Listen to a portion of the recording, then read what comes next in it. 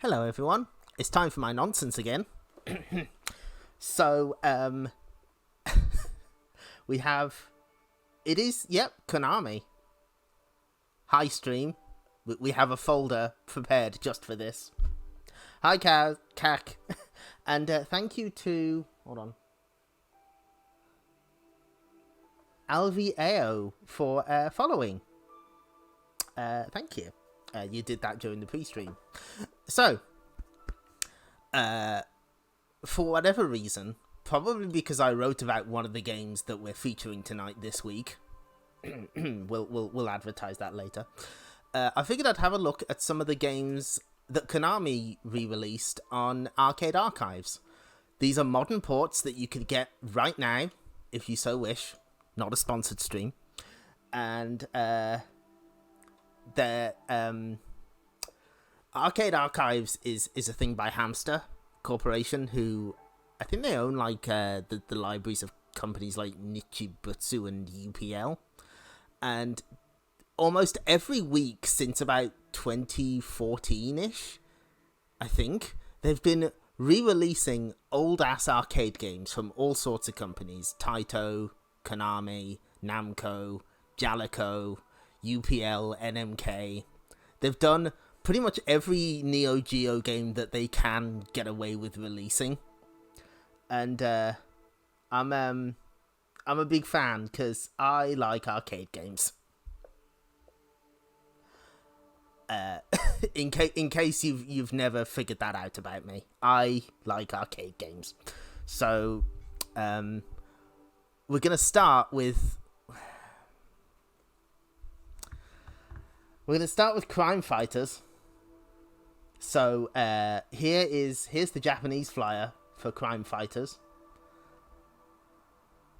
But you can't show a Konami flyer from this era without showing the US one. Bless these people that they got to dress up to advertise Crime Fighters. So, Crime Fighters released, if I have this right, I think it released like, hold on, wait. Okay, there we go.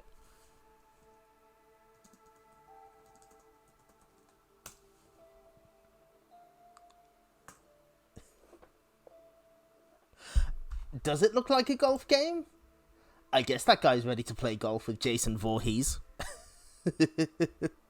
Okay, so I think Crime Fighters was like released in 1989, about 6 months before Final Fight, and about 4 months before a little game called Teenage Mutant Ninja Turtles, Hero Turtles in the UK.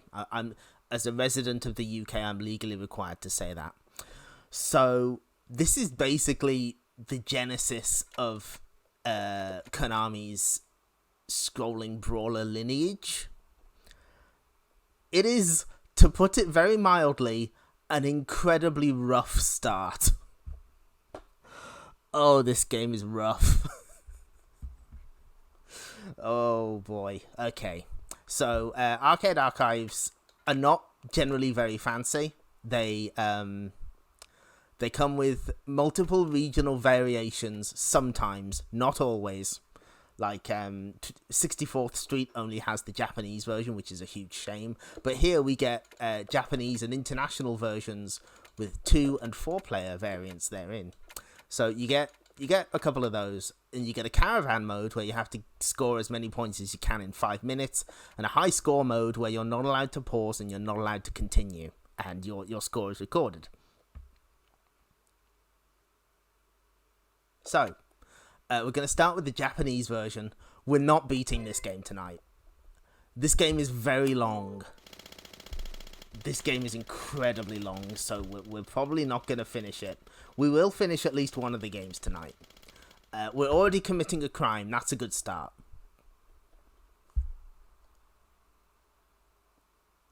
So before we get started, I've got to fuck with a couple things here. Okay, so I want the wallpaper off.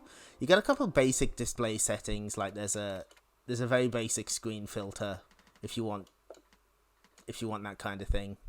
You can have scrolling lines on your screen if you want, but we're just gonna leave it off. There's a wallpaper, but it's not much. If you buy these on Switch, you can play vertical games with in the handheld mode by turning the Switch around, which is very handy.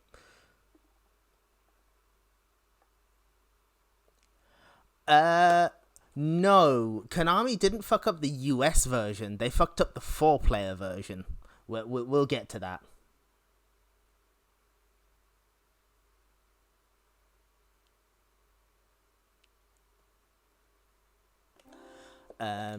You got a couple of basic, the basic dip switch settings. And you do get a manual, which is really handy for a lot of these games, because some of them don't have documentation anywhere. You got to figure shit out. How to play. In order to rescue the girls, head towards the base of the gang who kidnapped them. Understood. And not always, but sometimes they actually list the differences. So, we'll get to what the international version does with the with the way the health system works. There's also online rankings, so that's a nice feature. But there's no co-op online play, which is a shame. You can sometimes kludge it by using SharePlay on PS4, although that introduces lag, and some games don't work with it. The Ninja Warriors in particular does not work with that, so that kind of sucks. Yes, they do include the flyer or the instruction cards sometimes. Not all the time. I wish they'd include more. I wish they'd let you zoom in, but it's nice that it's there at all. So maybe we're not the crime fighter. We're the one being fought against. Who knows?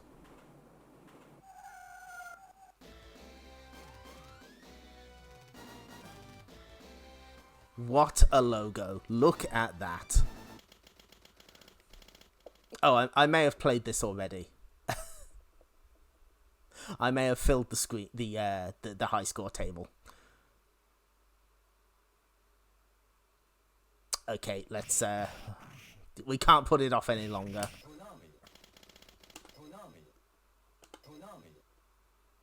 Konami. So here's your plot. Mission. These girls have all been kidnapped by this fat toad. Go get them back and clean up the streets while you're at it. 1989 Konami. Don't forget. You'll be reminded at every juncture.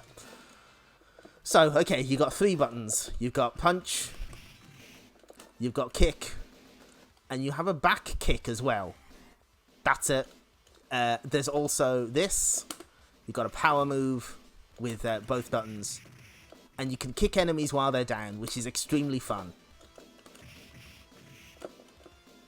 That's pretty much it. Oh good, we're about to be banned from Twitch. Are you covered? Downtown Insurance.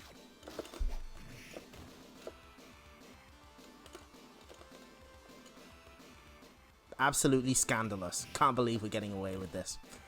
So, of course, if you walk in front of this sign, you get squashed Looney Tunes style. That's great. So yeah, this is very informed by oh, he got me in the nards, damn it. This is very much informed by games like Double Dragon. Also, it absolutely loves to bombard you with enemies. This is a small mob of enemies compared to what it usually does. Yeah, this game is very goofy. One thing I definitely appreciate about it is its weird sense of humor. It's almost like a cartoon. It's pretty great in that regard. Oh, not again. Not the family jewels. The problem is it just kind of plays like crap. I know why. It was before Final Fight redefined the genre. It's the rules of brawlers hadn't really been written yet, so it's just inevitably going to be pretty rough. you can kick enemies while they're down, though. That's very compelling.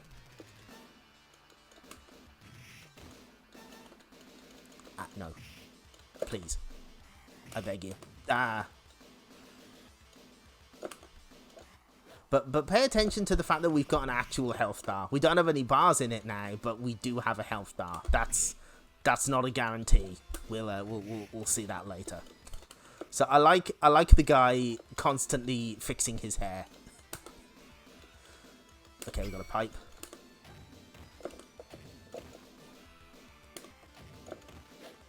Also notice the incredibly hot jams.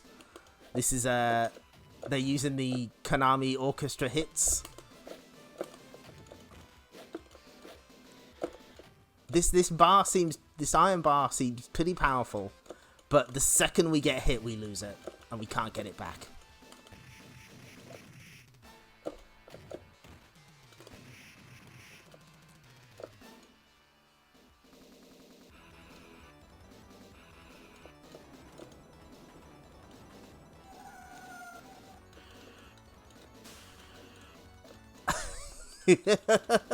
Look at this guy. He's got a nail bat. Oh, okay, so his gimmick is when he gets close enough, he'll just start swinging the bat around. But then he tuckers himself out, so if we hit him. But we can't knock him down. That's kind of an issue. We just have to wait for him.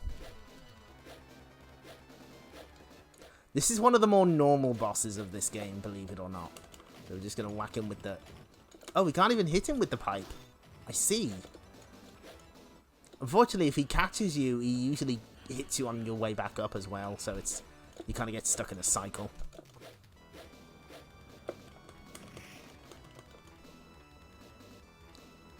Are you being hurt by this? Are you... You okay, dude? Oh, okay.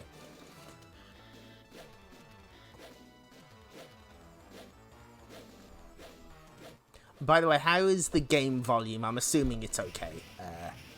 Oh, he's dead. He's super dead. Okay.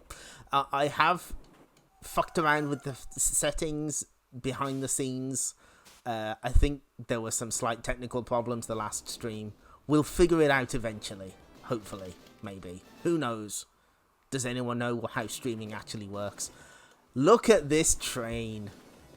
Oh, it's beautiful. Oh, it's so good. Look at all this graffiti. Oh no. Please let me advance. Okay. Yes. You may notice a certain enemy amongst the mob here. He isn't in the international version. He's definitely not in the international version. It was a different time, quote unquote. Also, pay attention to one of the adverts is advertised. Oh no, I should not have scrolled the screen forward. This is what happens. You just get completely swamped. We'll try not to do that.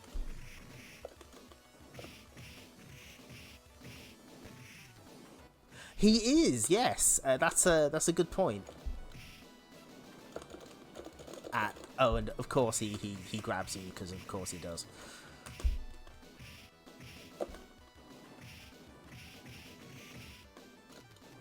Strangely, a similar enemy will not be appearing in the next game we have. I'll go over that once we get there. The shading on the enemies is actually kind of inconsistent across the board, really.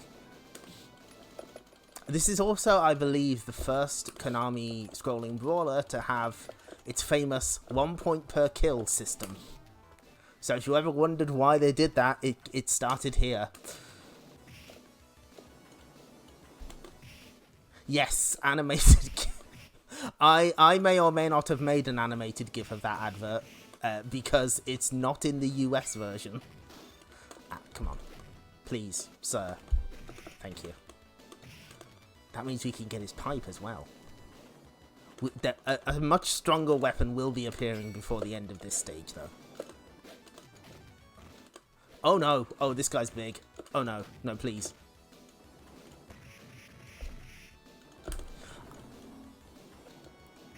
He just slams you right into the wall. He does not care.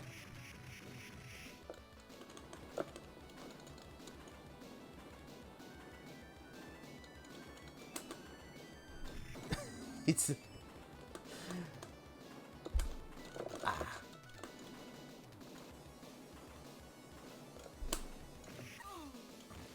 Oh, he got us. He got us good.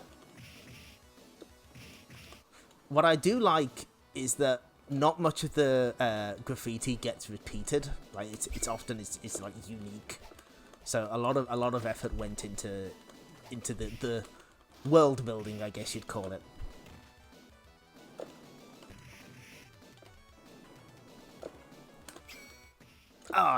Yeah, weapons generally, once they're knocked out your hand, you do not get them back, ever. Which is unfortunate. Oh, please.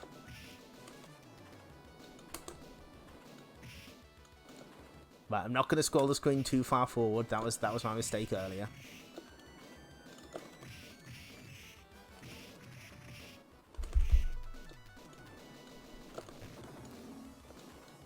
Now... This is more a question for our US viewers, because did you ever see this game in an arcade back in the day? Because I'd never heard of it until emulation. Probably because, you know, I didn't get to visit arcades too often, didn't have a local one, so I'm just curious how much distribution this game actually got. Oh, he's got us in a headlock! No! It was too powerful.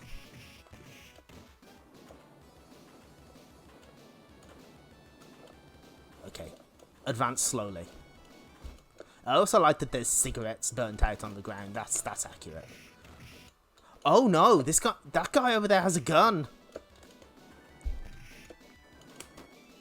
Perhaps we can get that gun off him though. The back attack is quite handy. You don't really get a string from it, but it's useful for sort of getting people off you.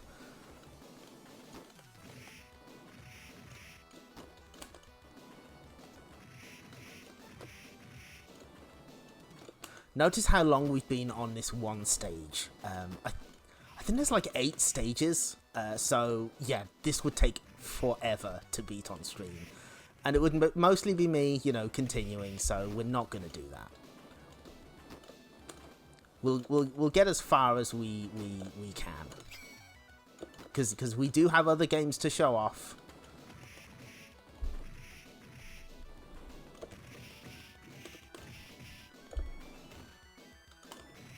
Aha! He's dropped his gun. Now I have the gun.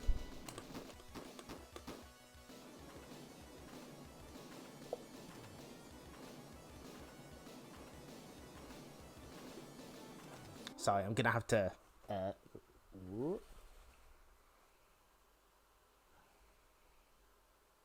Thank you, Satanic Verses. Hi, welcome. Yeah, I imagine, you know, people may have seen this like once or twice, but obviously a certain other Konami brawler got a lot more distribution. So the gimmick with the gun is that it doesn't do much damage, but obviously it hits, you know, from across the screen, which is handy. But if you get hit or you pick up a different weapon, it's gone forever. The thugs in this town are built different. They can just take a couple bullets to the face. Punk's not dead. No, it's not. It's definitely not. Oh! Oh, hi, Jason. Yes, Mr. Voorhees has made a guest appearance on the stream. I thought we'd seen the last of him with Splatterhouse, but apparently not. Unfortunately, he can't be knocked down, so you don't get to keep the gun very long while he's around. He has a kind of similar gimmick to the first boss, though. He, when he uses his weapon, he'll be stunned for a little while, so you can use that to your advantage. If he'll ever use his weapon again. This is not the first horror movie homage in this game. It will not be the last. Oh, he's dead.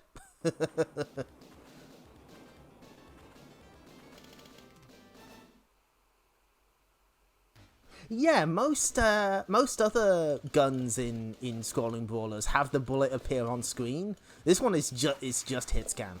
Okay. I would like to at least do this level because one of my favorite visual gags is in this one, I think. Are you enjoying the Konami jams, by the way?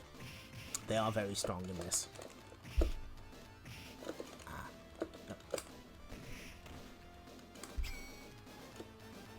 Annoyingly, when you get the knife, he does a little pose, and you can be knocked over while doing that and lose the knife.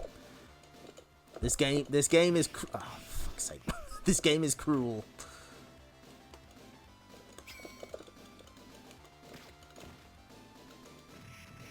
Parking at Wilshire and Crescent, understood. I do want that pipe.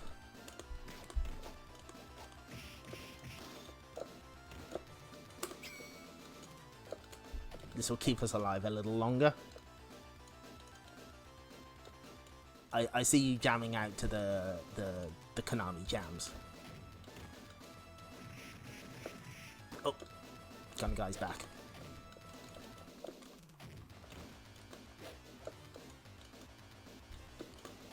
I'm pretty sure all the enemy types have now been introduced. Like, aside from bosses, this is pretty much it. Oh wait, no, there is a karateka later, I believe, but I think that's pretty much it. Oh, he's got the run like the big guys in Final Fight. No, I had gun. No. Sometimes it just gets like this. You just get kind of steamrolled. Oh, I thought I was dead because the giant sign in the way. You know what? Good game. He got me. I was outplayed.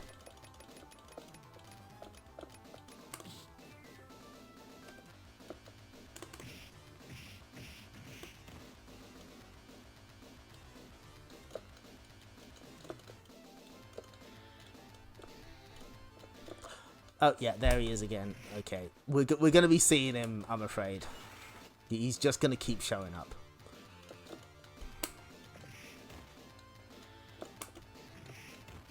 See, yeah, my big problem with this game is it's very slow. And you either have to, you know, if you try and play the game faster, you'll just get completely swamped by enemy mobs. So you just have to take it very, very slow. Some people do like that, but I think it's too slow. Fortunately, its sequel kind of takes it in a different direction and a much better one. Keeping it fairly slow paced, but in a different, more interesting way. We'll see that shortly, though. The amazing thing about Crime Fighters, though, is this Arcade Archives version, first port of it in like 30 years. It was never given like a home computer version or anything. No Mega Drive port, no NES port. Oh. They tag teamed me. That's teamwork.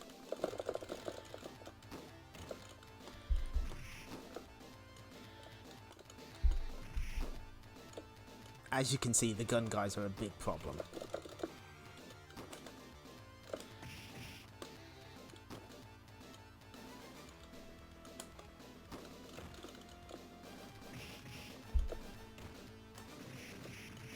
Okay. I don't want to pick up the gun yet. Okay, now I do.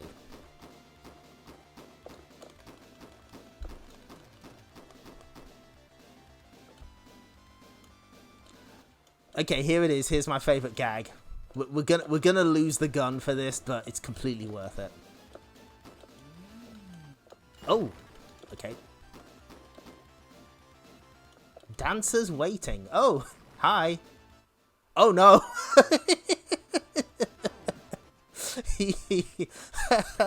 The bouncer did not appreciate us. That's fine. That's automatic, by the way. If you go anywhere near that door, you automatically walk into it, and that's the little scene plays out. Fans of The Simpsons arcade may remember that there's a similar gag in the first stage, where if you go near the door for the arcade, someone opens the door and slams you into the screen. Again, this game has a kind of very silly sense of humor, and I like it. I just wish it played better. It's so sad. The bouncer. Sadly, we do not have a soundboard, so you can't make the stream say the bouncer whenever you want. My apologies.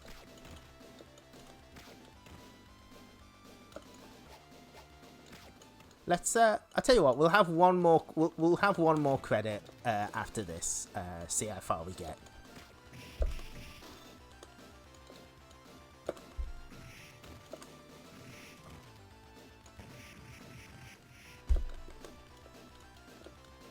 But you can sort of see the seeds of Konami's brawler style. There's kind of vaguely context-sensitive moves, the smaller sprites, no enemy health bars, that kind of thing.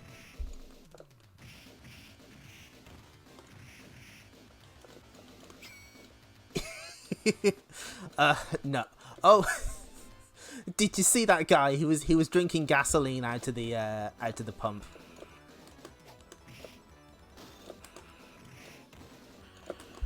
Again, very, very nice bits of visual comedy in this game.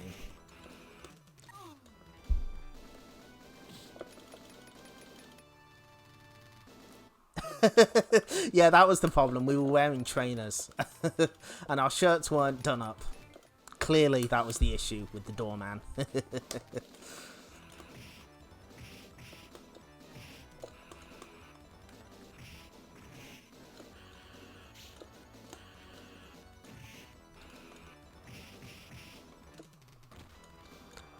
I believe the name on the soundtrack for the boss theme is something like Hamburger Man, which is very good. However, this guy doesn't have the wait time when he uses his weapon. He can just use it however he likes. We're just gonna button mash and see if we can see who dies first. Okay, we'll take that.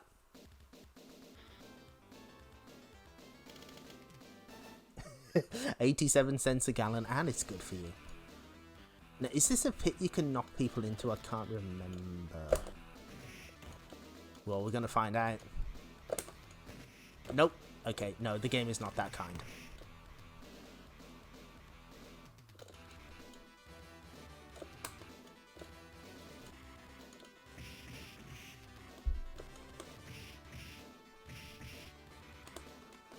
A lot of stuff in the foreground that means you can't see shit.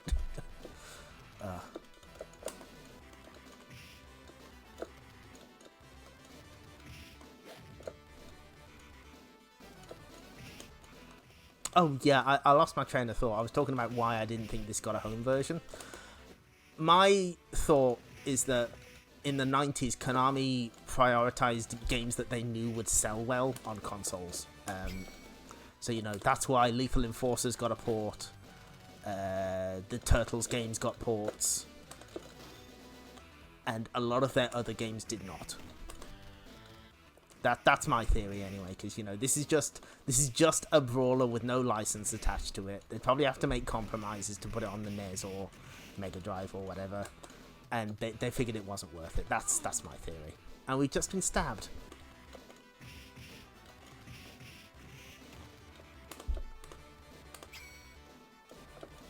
Advance slowly.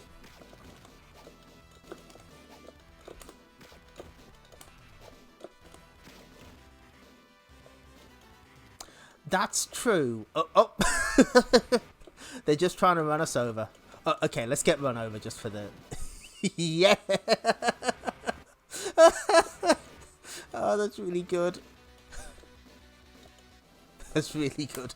So, I think the problem with The Simpsons was Acclaim had the license for home console games, so you know, there's not much Konami can really do about that.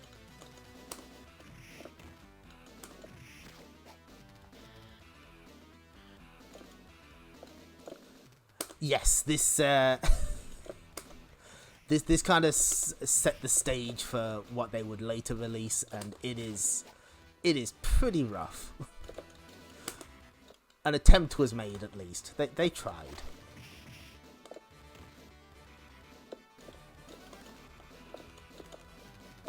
No, please. Thank you. I need to use the back kick more.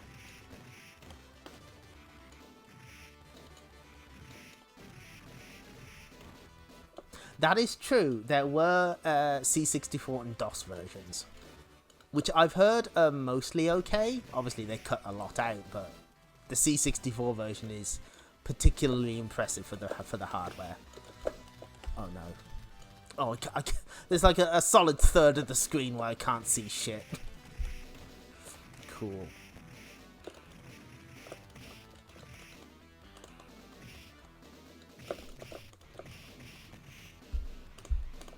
Please give me it. I want that knife. I imagine a lot of the strategy of this game is just get a weapon and never let go. You got me.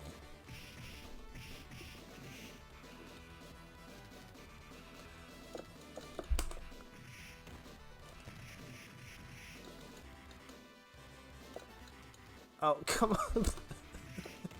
I can't see anything, please. Oh no.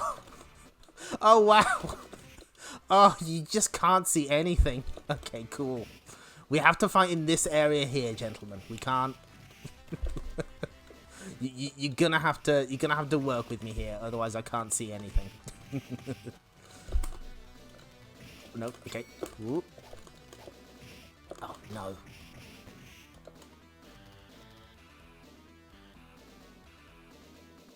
Yeah, I mean that was kind of the issue. They kind of fell into the problem of, you know, how are these games gonna actually get ported to these systems properly?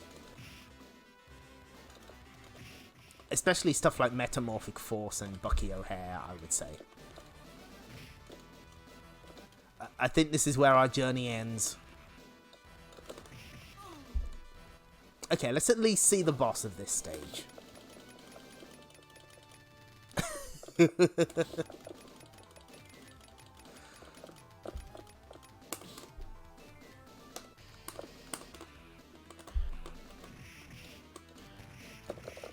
Let's oh, right in the dingaling. Right in the mean bean machine.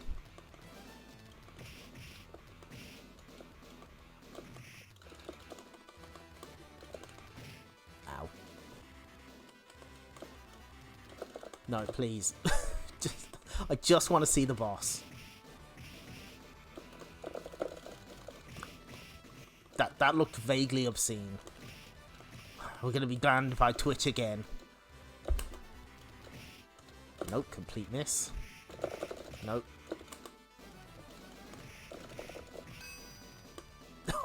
No.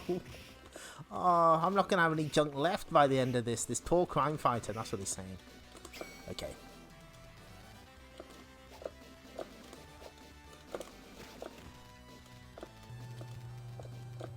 Oh, okay.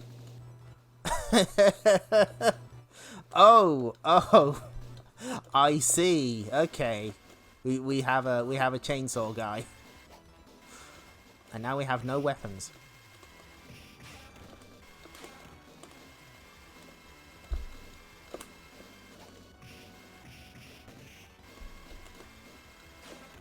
Ow!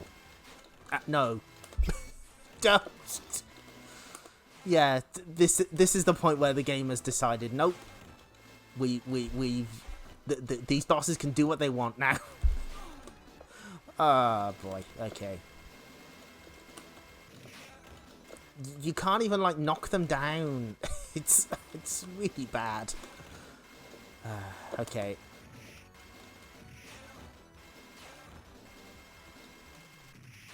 They just get free hits.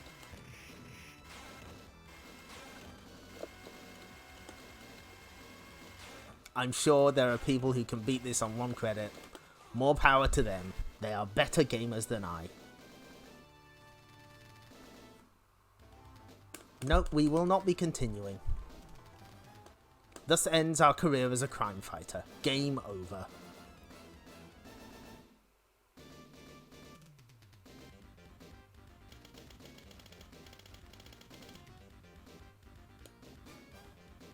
Okay, so there's all the bosses, by the way. There's Freddy. There's Freddy Krueger. Oh, they're dancing. I've never seen this. Oh, they're grooving.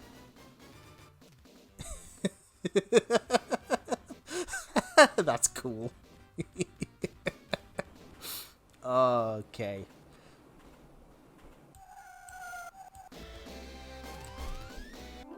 So, okay, that's the 2-player Japanese version. Let's take a look at the international 4-player version.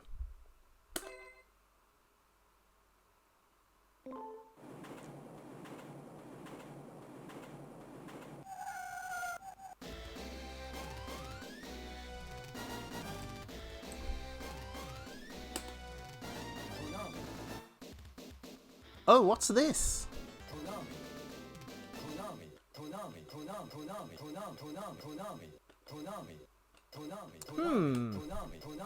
I wonder what game this is inspired by. Same plot.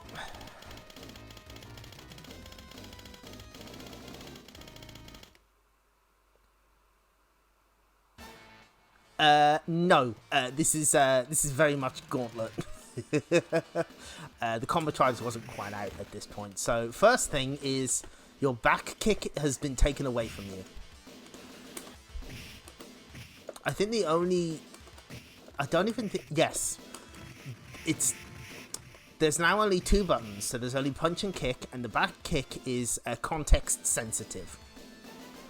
So you can only use it by pressing the kick button when someone is behind you, which is a little less useful.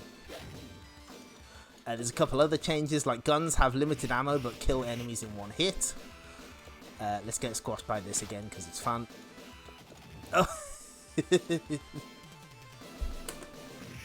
But the big change is there's a constant your health is constantly depleting. You are on a timer.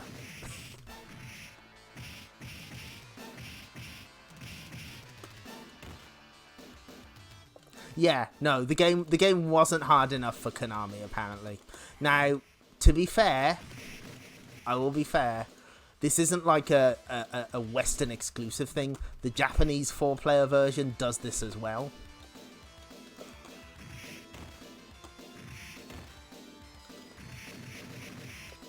So it's not just, they didn't just do this to fuck over American arcades. It's in the Japanese 4-player version as well.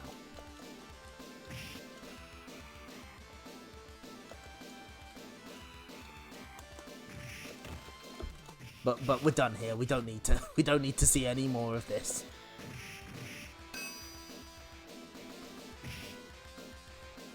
Yeah. Oh, Dark Adventure. Okay, so I think the Western version came first, and they heavily retooled it. Oh, that game is rough. Yeah, I guess you're paying for the novelty of 4 players, and that would be Konami's first 4-player scrolling brawler.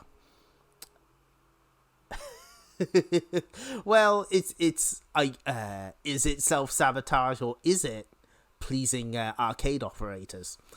That is a philosophical question. For now, though, we're going to move on to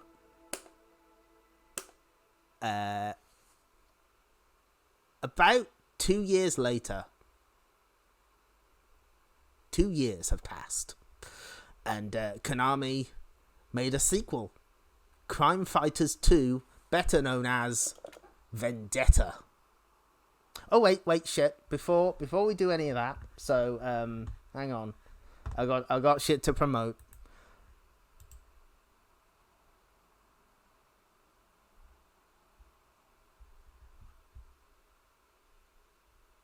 yes, Haku made a very brief cameo. She'll be making an appearance when we switch games. Oh, that's I didn't realize it was the same for X-Men.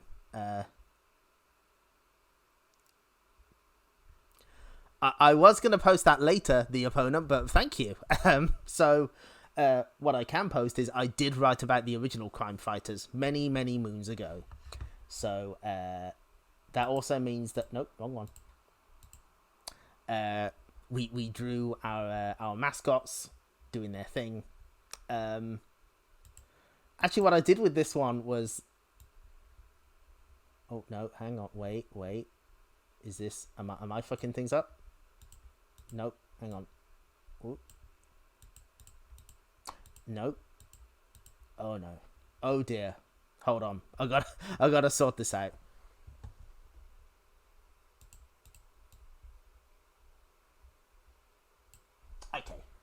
Okay, I think I got it.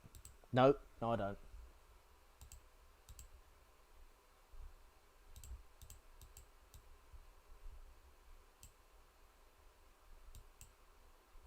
Oh my god, what's going on here? Oh, duh. Okay.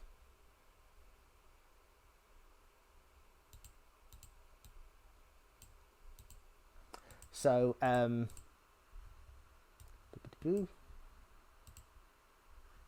actually based the mascot on the left is dressed as the lady on the left here on the Crime Fighters on the Crime Fighters flyer. No, I'm hiding myself so that you can see all of the art properly.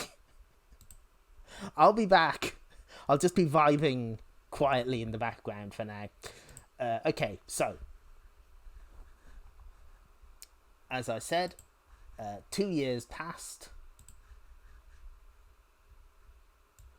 and Konami released Crime Fighters 2 Vendetta.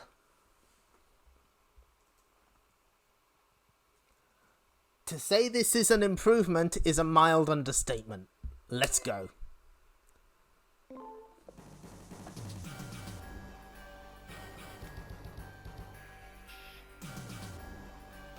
The Dead End Gang, who dominate Dead End City, are looking to expand their territory. Only their rival gang, the Cobras, stand in their way. Blood, Mike Tyson. Hawk, Hulk Hogan. Boomer, Boomhauer from King of the Hill. Sledge, Mr. T. Cutie Kate. She's just herself. The Dead End Gang kidnaps Kate, a protege of Hulk, to trap the others into trying to rescue her. I was joking. Boomer is Jean-Claude Van Damme. So they've teamed up with a vendetta. Crime is confusing. That's very true.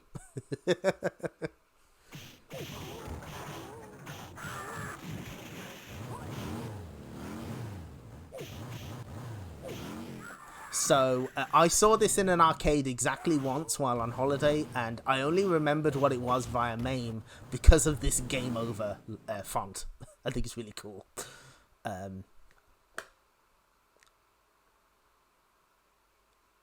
man, this game is so good.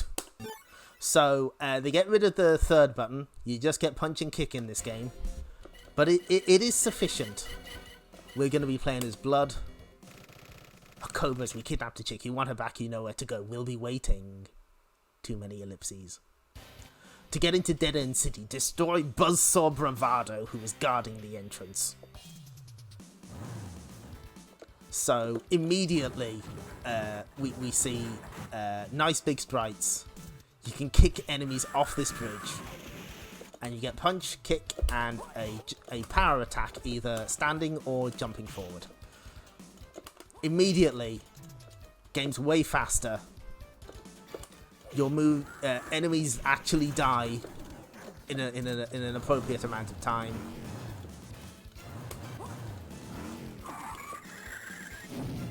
And more importantly, you get a shit ton of weapons. Oh no. So this guy's got a nail bat. We're going to be taking that. Ow. Oh, right in the gut. So if we sock them with this... Oh no. Oh, I'm doing terribly. Oh no, it's only once you get inside. My mistake. So, you can pick up this trash can, and that scares the road warrior because he's scared of cats. That's really cute. This also has health items, which crime fighters did not have. You get more options for hitting enemies on the floor. And generally, just everything is a lot better. This might be one of the most improved sequels in video game history. Except maybe Street Fighter 2.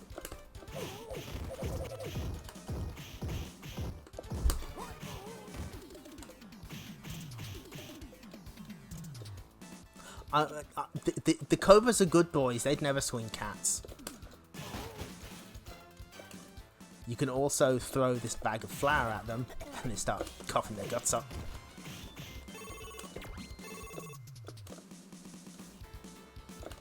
Now, what makes this game unique is that it is a little slower paced than something like Teenage Mutant Ninja Turtles, but every single enemy in this game is a threat. Every single enemy can just rip your health meter to shreds if they wanted. Approach me. Approach me, coward. So what you can do is you can knock them off the truck entirely with the nail bat. Who wants to rumble? Let's give it to him. I like to... you can knock them onto the bridge. That's cool. Best approach here is to wait until he's doing stuff, and then punish him. Wasn't close enough. There we go. Milk.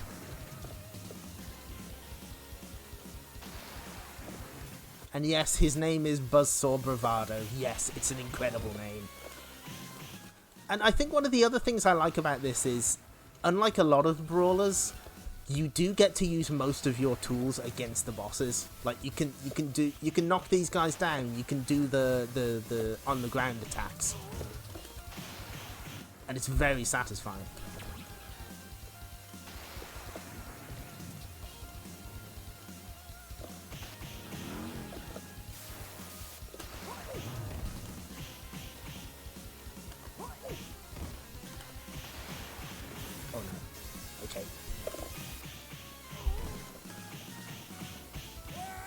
And that's Buzzsaw Bravado is dead. Street Fighter 2, yes, really obscure game. Don't hurt me. She must be in the construction site uptown. At the construction site, the humanic weapon, the missing link, awaits the arrival of the Cobra Gang. It's another deadly trap. The humanic weapon.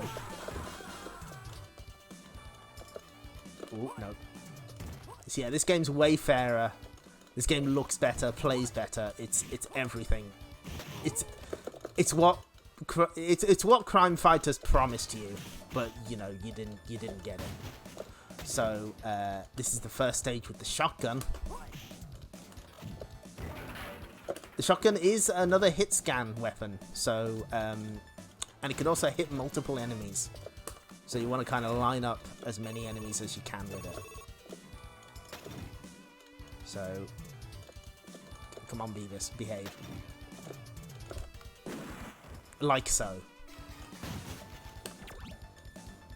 And there it is, my favourite piece of video game graffiti. Slime balls rule, okay. That's great.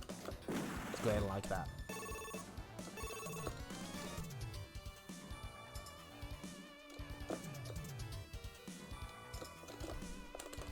Oh no, I didn't want to drop the shotgun.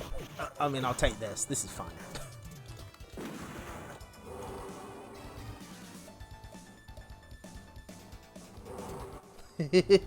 They do rule. Notice how much quicker the pace is. Like, not just in terms of actual game speed, but like the construction of the levels. You know, things are moving very quickly.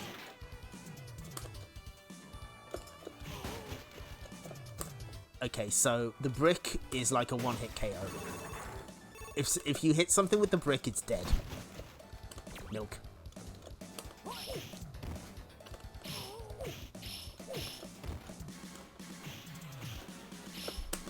We also get a little mini-boss here. Ow. This is not going to be a one-credit clear, by the way. There's something about the end of this game that puts me off from learning it fully. But I did get pretty decent at it, like enough to get to the 3rd stage on 1 credit. Hopefully we can repeat that. Also, unlike Crime Fighters, your choice of you actually get a choice of character. They mostly change what attack animations you've got. I think the walk speed is basically the same, but they also get different color-coded t-shirts. No, release me.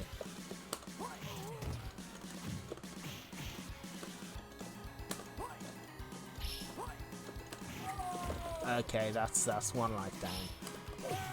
That's fine. That was... You know what? I didn't intend for that joke, but I'll take it because it makes me sound very smart. So, this isn't a traditional lift sequence. Those guys just show up, and then... So there are a couple of bits where, like, the game ambushes you a little, but I don't think it's as egregious as it could be. He's just gonna throw that at us, buddy. Okay, thank you. Now, what you can do is you are able to scroll enemies off screen and despawn them. I'd like to do that with this guy, but I don't think he's gonna let us. Okay, now we just... if only we can cut and run. Okay, let's go. If you're fast enough, they'll just despawn completely, and we don't have to worry about them. I think we managed it. This game can be beaten in like 20 minutes if you know what you're doing. In fact, you may have seen this at Games Done Quick. Was it Murphagate who ran it at Games Done Quick? And I think Coin Up Classic did it. He did a run there as well. So there are people who know this game extremely well. Way better than me.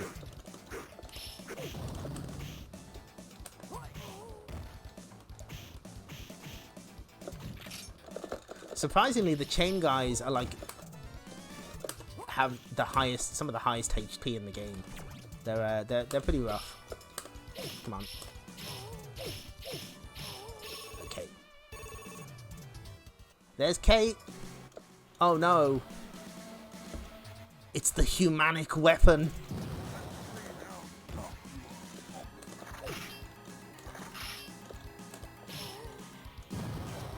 This is usually where my 1 credit attempts go to die, because missing link is tough. Oh, he's having a little tantrum. Okay.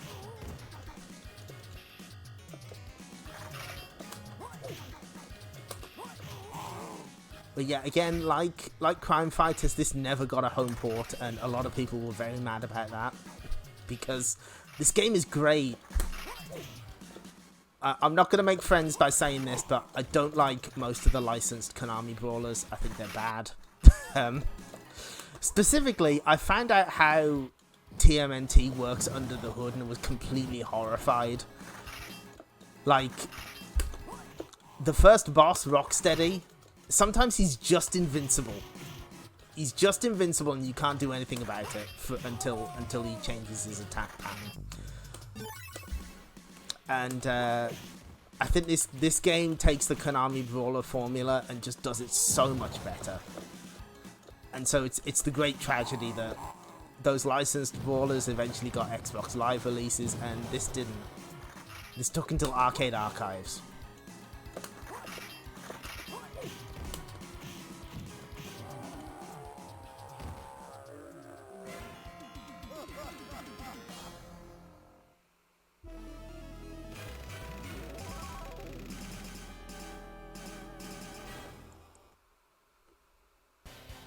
Freddy the Freak, one of the Rude Brothers, has taken Kate. The Rude Brothers own a secret casino. Oh no, it's too fast. I was distracted because That is a horrifying idea in chat. I imagine Midway would have done it, yes. So, there's a cat. I think this is like the longest stage in the game. And with the nail bat, if you manage to hit them into the windows get smashed. Come on, come on. Oh, so close.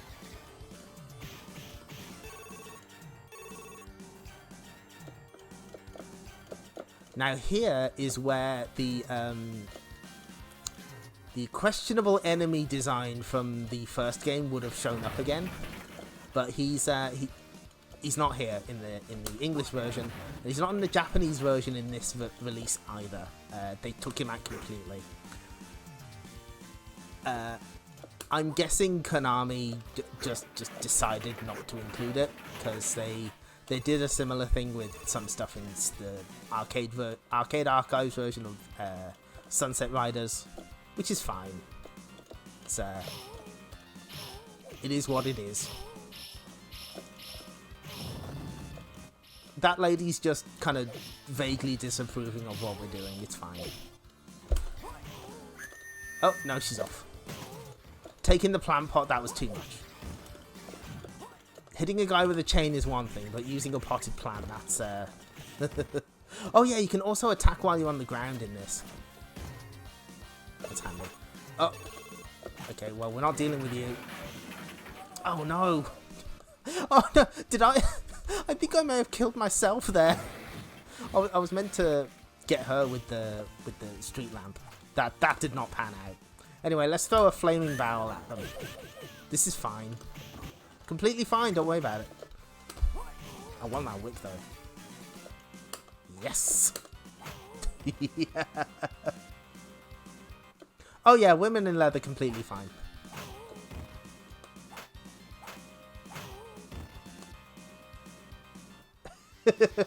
Well, in a place like Dead End City, you know, maybe it's not a given that that a bar serves beer. You could also completely trash this place. This is great. I think it is possible to scroll this guy off screen, but it's a little tricky, especially if you screw it up like I just did. What we will do is, oh, no, come on. Well, I mean, I am about to die.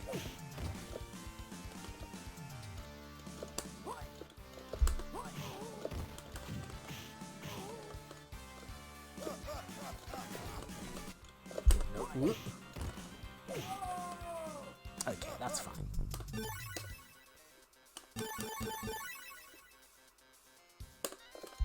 Oh, what I need to do is I need to show off the other characters as well. So a new enemy gets introduced here. Check this guy out. Is he gonna flash us? Is that what he's gonna do?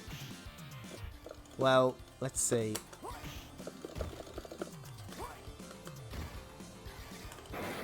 Yes, he is.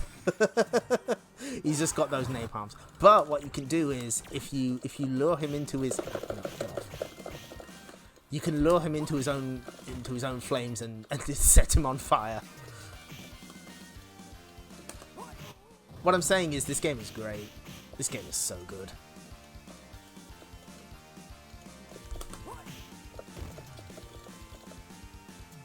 Yes, Guardians of the Hood did have flashes. They didn't throw Molotov cocktails at you, at least.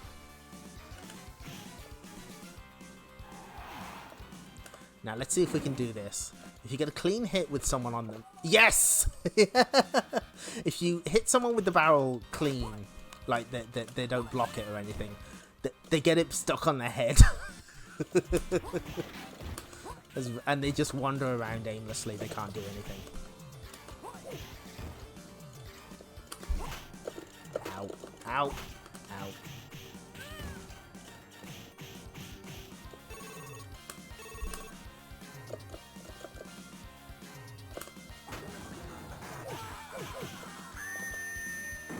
Live show. No-go area for pigs. Understood. Oh, it's that lady from Parodius.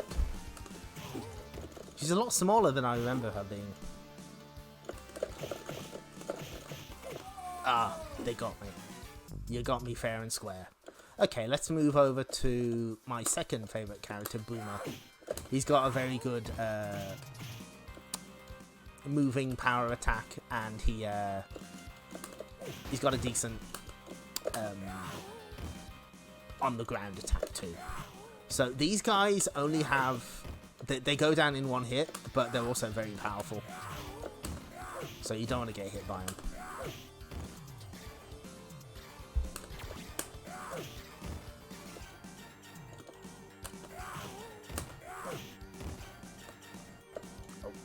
I shouldn't have taken that food now, never mind.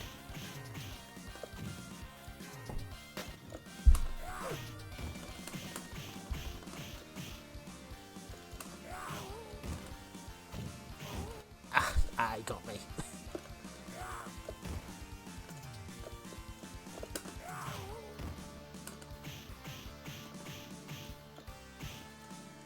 Okay, walk into your own flames. Do it, yes! Oh, ouch. That was an interaction. Yes, that's a good start. GX081 is the PCB number for this game. Yob is... Oh, that's a cute little idle animation. So what we want to do is we want to use the brick on the lady, because that's pretty much an instant KO. There we go.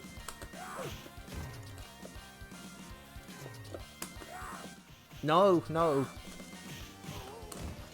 Okay, into the illicit casino.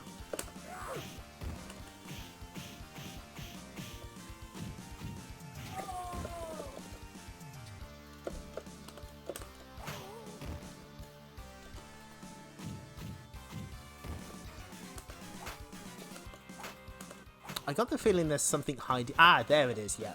There's a health item hiding behind here. I don't think they'll disappear, so we can keep those around for a while. And here's the Rude Brothers. I'm half convinced that the two mobster guys you fight in The Simpsons, I'm pretty sure they're a reference to this fight. These games were released around the same time, though.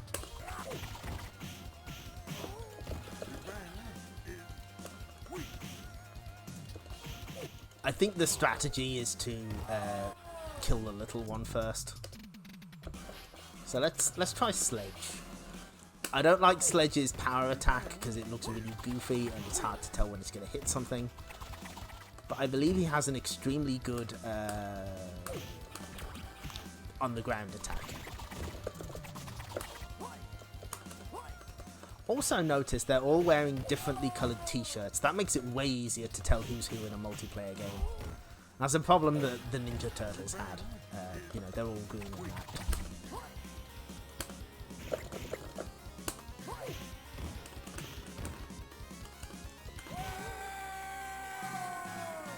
Yeah, okay. We got the little one in the end. And finally, here is Hawk. Hawk is Hulk. He's just Hulk Hogan. He also has the slowest on the ground attack by far.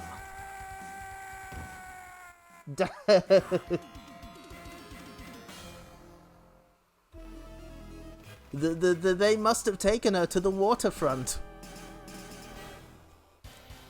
Beat Cruel Kurt, boss of the waterfront, and find out where Kate is. We are over halfway through, by the way. Oh, and this guy's a problem. He just has a shotgun.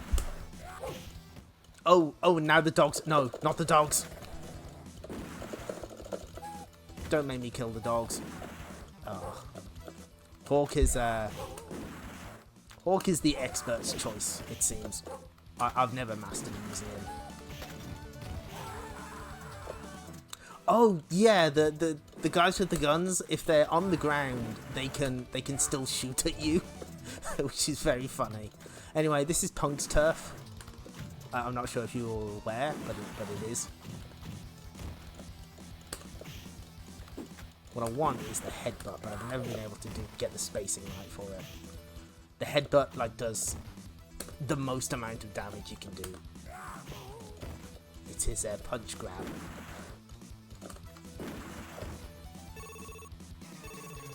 Yes, it is an elbow drop rather than a leg drop. I guess they didn't want to be completely sued.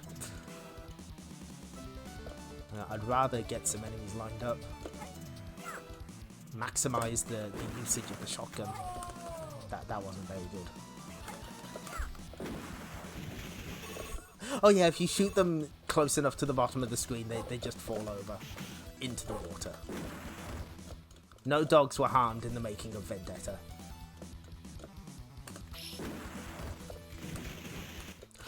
And these guys just show up from the ocean. That's really funny. They're just here.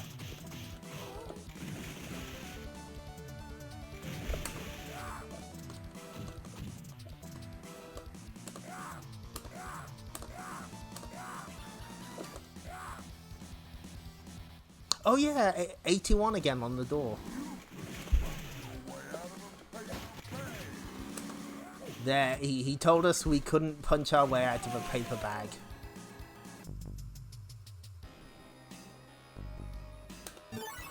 Oh, oh man, the Japanese box of Wrestle War is a piece of art.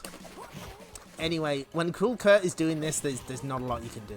He's just gonna spin, and you can't. I don't think you can hit him out of it. You just have to wait until he's done. You have to wait until he tuckers himself out.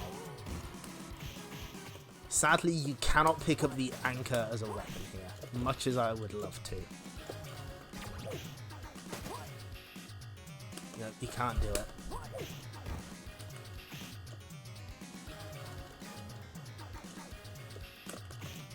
So I believe the strategy is you just want to wait for him to use his anchor and get it stuck in the floor.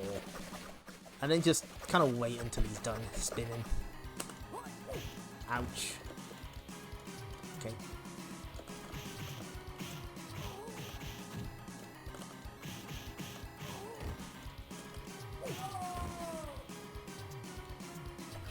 Oh yeah, the boat is man. They managed to cram in a lot of references to 81.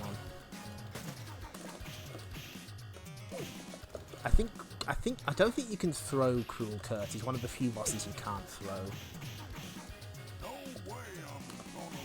No way he's gonna lose. I think the voice clips add a lot to this game. They're so good. I did try to rip all of them, but one of them eluded me. One of them is too long for the internal sound test, so it gets cut short. Oh, you can throw him, okay. I'm just a crazy liar. It's missing Link you can't throw, that makes sense. Ooh, ooh.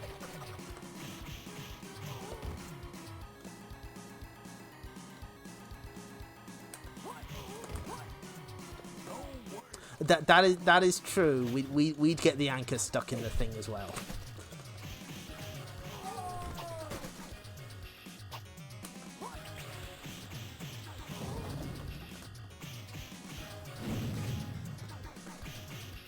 Oh, nearly.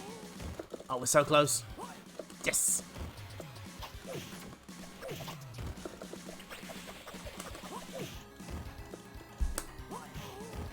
Nope. Okay, that's a good way to go. That's a good way.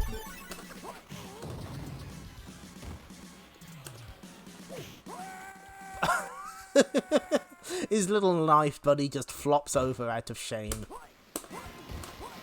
And by coincidence, we've just reached the shore.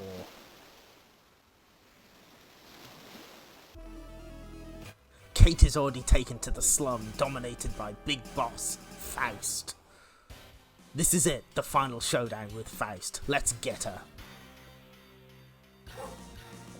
You're dead meat, punk. So, in the Japanese version, the dog here tries to hump your leg.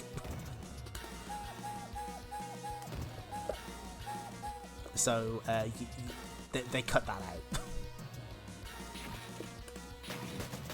Also, pay attention to the letters that are dropping. CR.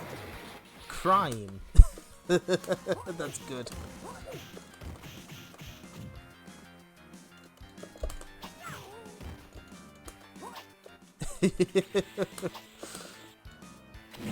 Oh! That's good. Whoop. That's how you get rid of them. So yeah, I think one of the things I love the most about this game is the aesthetic. It's lightly sleazy. It just has just the right level of sleaze. It's great. Like, this seems like the worst town on Earth.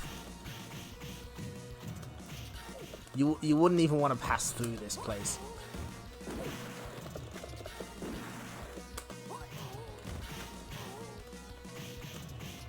Also, I believe the soundtrack is by...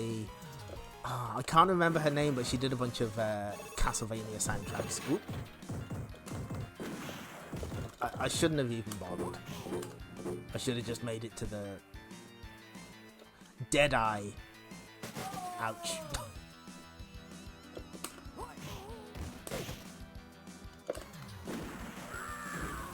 Yeah, here's your lift sequence, and they're dropping plant pots on your head. You don't have much time to dodge them either. You gotta be on the ball. We'll switch to Boomer for a little while. And yeah, you can just kick them off. It's fine. Ah, yes, Michiru Yamane. That's the one. Great graffiti here. Partners in crime. And doomed.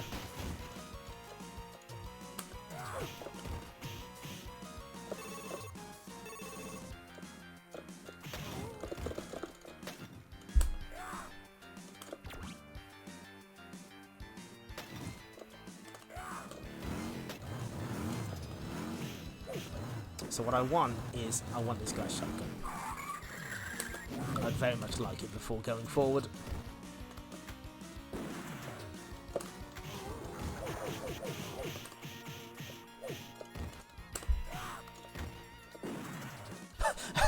No, it's not the people who sung Turtle Power. No, you see, when they said Raphael was the leader of the group, they meant that he was the main protagonist of the film, you see. It was not a mistake on Partner in Crime's part. Vince is innocent, pigs! Oh, so good. This game's aesthetic is so good. And yeah, when you've got a shotgun, your grounded attack changes to... Ouch! Changes to shooting them with the gun.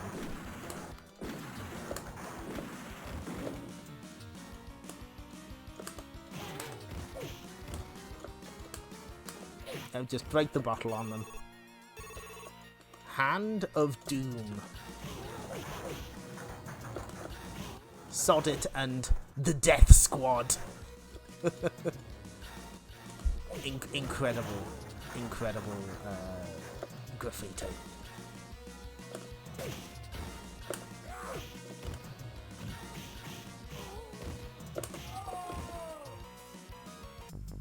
Yes, yeah.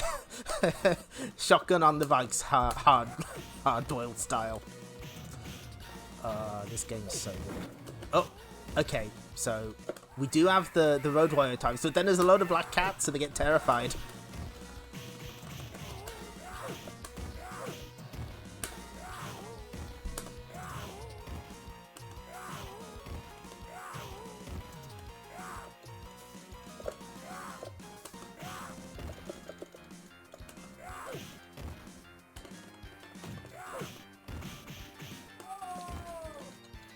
Hand of Doom. Very powerful graffiti. Extremely good.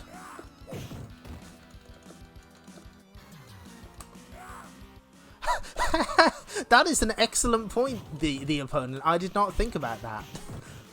That is Faust's inner sanctum that we're about to go into, so... Strike. Maybe Faust isn't the big boss that we've all been told he is. Maybe he's not that great at HR in particular. Okay.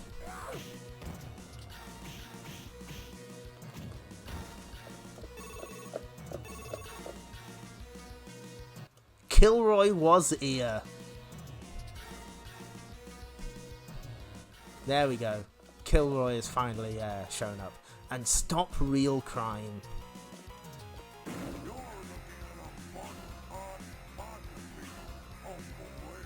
That's the incredibly long voice clip that gets cut short in the soundtrack. Anyway, he's got poison breath, which is not great.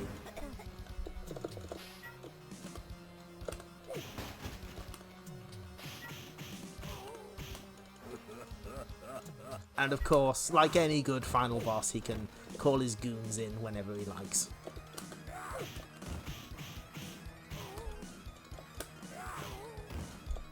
Now, just pay attention to that shelf in the back. It will be important in a moment.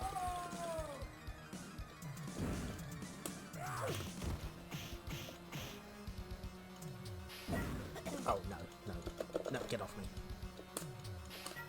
Ah, shit. Fortunately, if you do make a mistake with crates like that, items that are in there get bounced back on screen, which is an incredibly nice and friendly touch, which is a rarity from a game like this.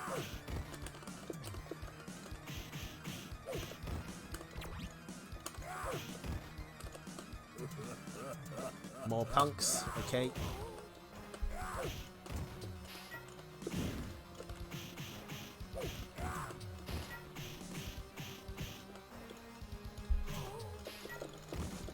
Again, pay attention to that shelf in the back on the right.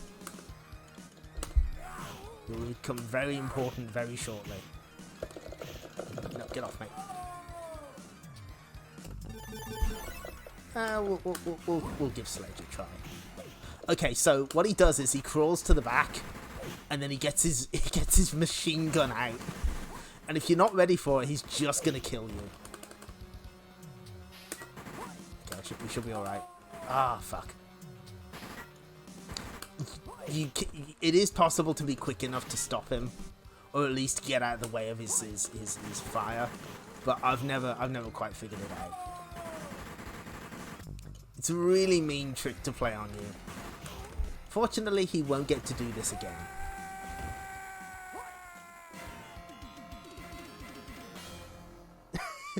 Khaki figured it out. Thanks, nice boys. Where you been all this time? Give us a break, Kate. We've been doing all that. Thanks to the Cobras, Kate Cutie was rescued and Dead End City was liberated from the grasp of the evil Dead End gang. The Cobras started on their way back home. But to their surprise, previously beaten enemies have been mysteriously revived. They're waiting to ambush the Cobras on the outskirts of Dead End City. You ain't leaving this town alive. Extra stage. So, guess what? This game ends on a boss rush. Surprisingly, less cruel than the boss rush in Crime Fighters, where you have to fight all 8 bosses at the same time. Here, at least, you only fight 2 of them. 2 at a time. This is what puts me off trying to learn this game for a 1cc.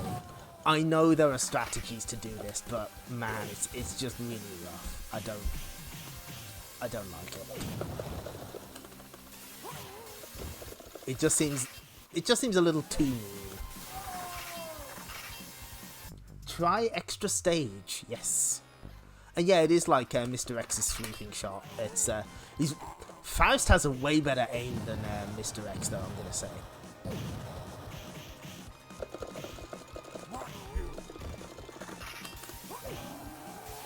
It still does the slowdown effect when you kill a boss, though, which is nice.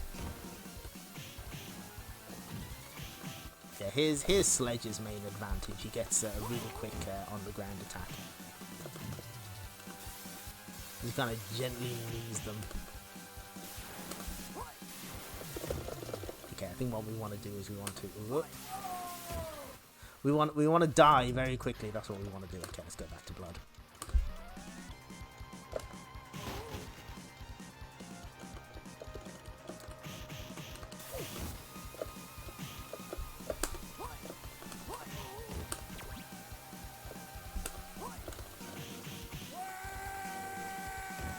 What you're supposed to do, if you're, good at the game, is you're supposed to bring the crates with you to the next section so you've got more health items.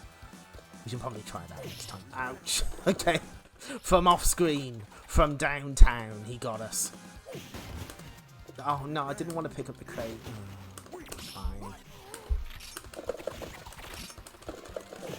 But yeah, everyone is here. They do have less health than the first time though, so that's something.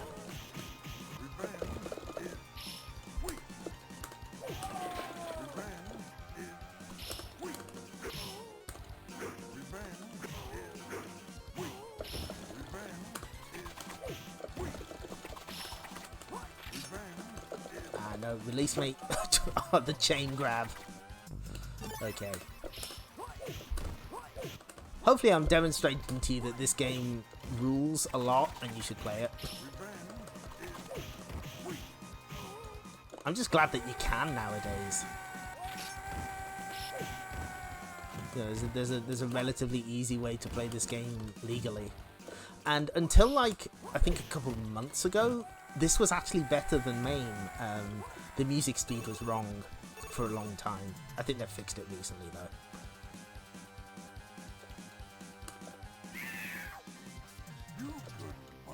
And now you have to fight Faust and Kurt at the same time. Fortunately, Faust can't get his machine gun out this time. He doesn't have his shelves, so that makes this a lot easier. But you still have to fight two bosses at once, which... And Faust can bring on goons as well, so...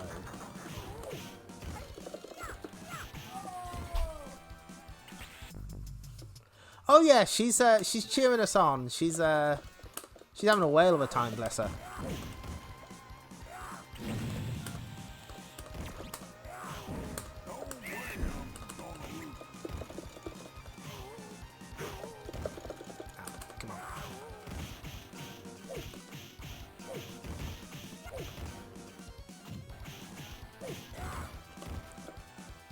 Cruel Kurt doesn't know what. Oh, I know. He's activated once more. As is my understanding, Kurt is kind of the problem here, just because when he goes spinning, you can't hit him.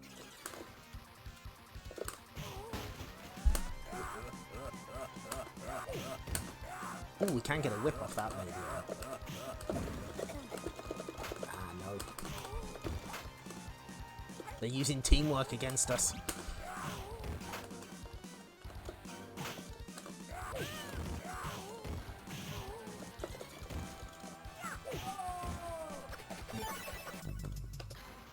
Oh, we're so close to the end, though. Oh, whoops. I picked the wrong guy.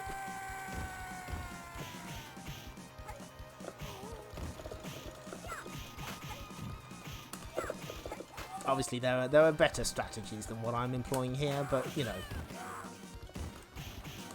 I kind of want to finish Kurt off with the whip if I can. Just for maximum comedy.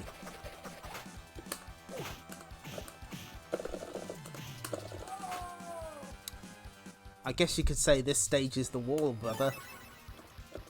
I'm sorry. Let's finish with who we started.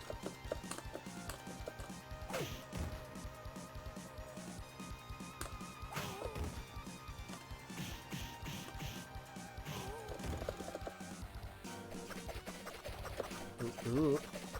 No, I'm not getting the whip back. Never mind.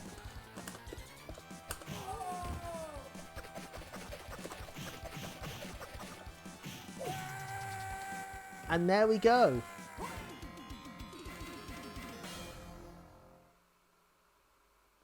That's Vendetta cleared. After a lot of credits, obviously. All those bosses defeated. Congratulations, you've got them all and restored the peace in truth to Dead End City. Thank you for your playing. You're welcome.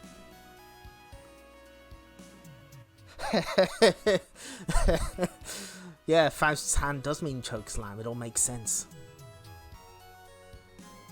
Yeah, Michiru Yamane. There she is.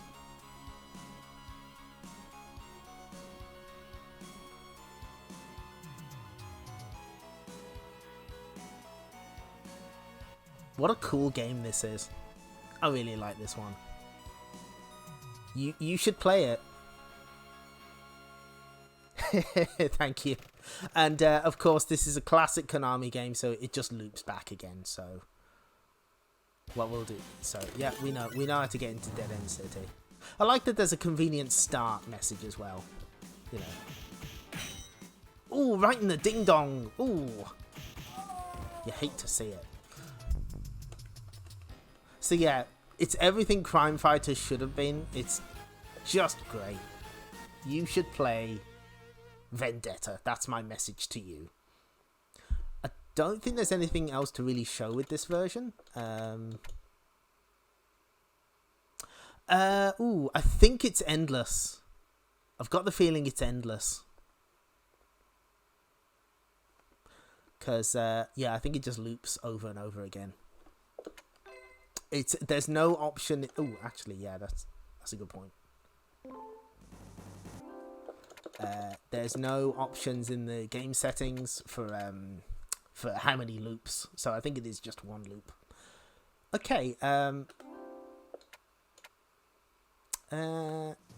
yeah, there is one more thing we can show, actually.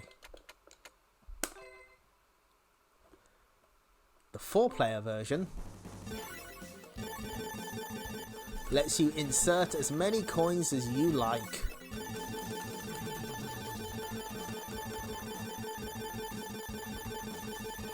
There's no... If there's an upper limit, it's like really absurd. You can just keep inserting coins to get as many lives as you like. And if you've ever seen this game at like a free play convention or whatever, someone's absolutely cranked up the number of lives to 99 on every character, and so it's basically impossible to start a fresh game. Caravan Mode is... It's like the old... It's like the old Hudson Caravan challenges. You get 5 minutes to score as many points as possible. So that's what that option is. And no, I don't want to do this, but it's gonna make me do it anyway. No, I'm good, thank you. Yeah, it's a timed one, and high score mode is basically the normal game, except you can't continue and you can't pause either. So okay, that's the Crime Fighters duology. Whether you include Violent Storm in that is up to you. I really hope Violent Storm makes it to Arcade Archives. I don't see why it wouldn't. The only thing is, somebody did mention that maybe the fact that there's songs with lyrics in them is a problem, which would be very sad if that's the case, because you can't take the vocals out of that soundtrack. It's too good. It's too powerful. Yeah. The Arcade Archives does try and do a one-size-fits-all thing, but 5 minutes isn't sufficient for some of these games. Okay, so we will get started with XEXEX in 2 minutes. I just need to have a little stretch. Oh, thank you, Darkman425, for following. Thank you. I hope you have enjoyed what you have seen. People do love pressing buttons. That is very correct.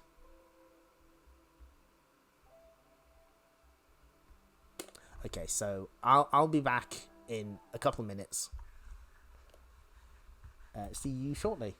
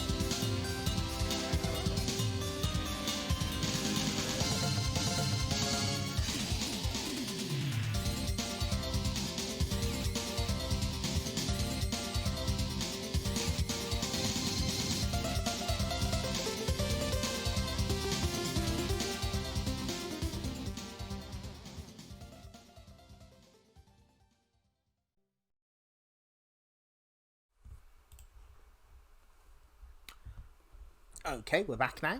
Before we move on to XEXEX, I forgot to show off the flyer for Vendetta. So there's the Crime Fighters version, and there's the American version. Oh, it's very good. There is a version of the Japanese flyer with the Vendetta name that was made for like Europe or the UK, so that's probably a little better than this one here. And also, hang on. Whoop.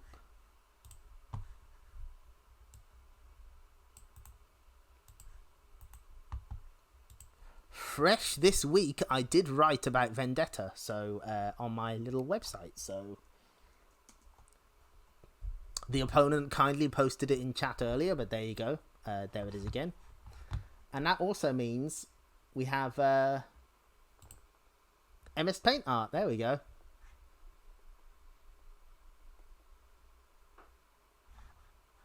Punk's Rule. There we go. Let's see. So, our next game is...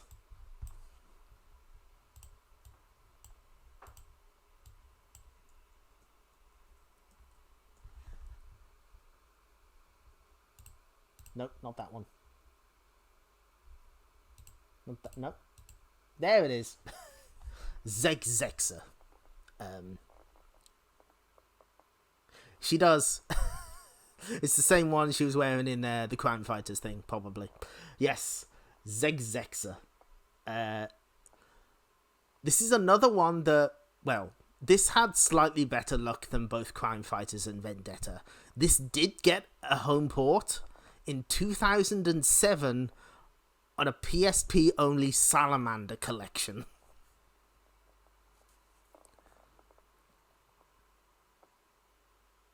Yes, video game. That's what this is. This is a video game.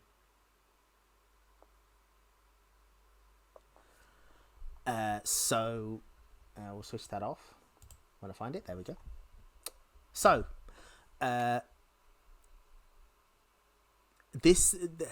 Konami did a lot of shoot 'em ups, especially horizontal ones, and this one's kind of strange because it's not really in their style. It plays very closely to something like R-Type. I guess they didn't quite know what to do with it, because in North America there was a version called Aureus, which is clearly meant to sound a little bit like Gradius. And for years, the only evidence that this version of the game existed was like a filing at the trademark office or something, because no one had dumped it. And I think it was only like in the past 5 or so years that someone found a copy to dump. So they obviously didn't distribute it very much. Maybe there's a reason for that. Who knows? So we're going to have a look at... well, I guess the best way to do this is to show the Japanese version first. This is one of the more infamous examples of Konami messing with a game between regions. 1991 Konami presents Please Deposit Coin.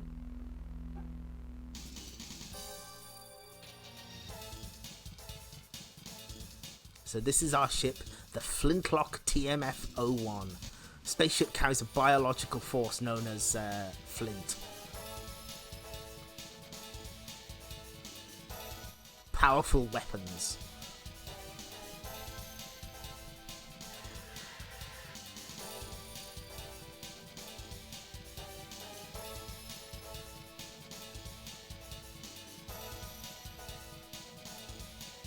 So there's a shit ton of differences between regions, which we'll get to.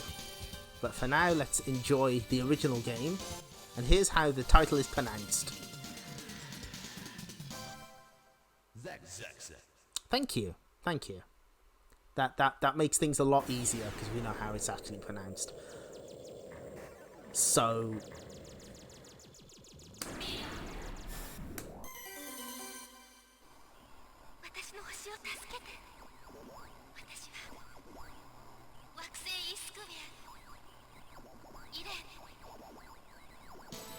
This is looking very PC 98 or X68000. I don't know, it just gives off that vibe. We'll find out what this intro is when we play the English version.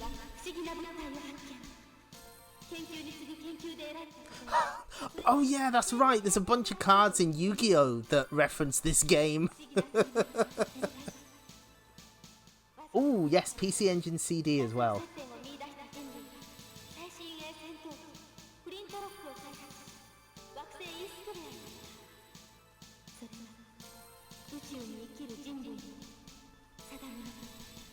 So again, this was translated for the English version. Weirdly, you can just kind of it shows that thing when you insert the coin, and then you can just watch the rest of the attack mode if you want. Well, let's go in. Charge the enemy. So, unlike R-Type, you don't have to pick up an item to get your indestructible ball buddy. Instead, you start off every life with it, but you can upgrade it. So you can have up to 3 tentacles. You also do get a charge shot that improves as you upgrade the item. But more importantly, one of the more curious things is this has a rapid fire feature. If you when you've got the thing on your ship, if you hold it, it charges up the shot. Obviously, there's 2 levels of charge. But if you let go and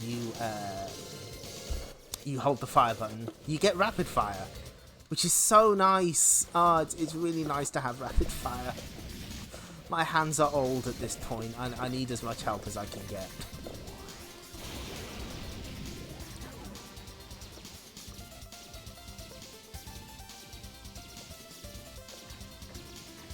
And yeah, that was a fully voiced prologue scene. This game places a certain emphasis on story, as we'll see a little later.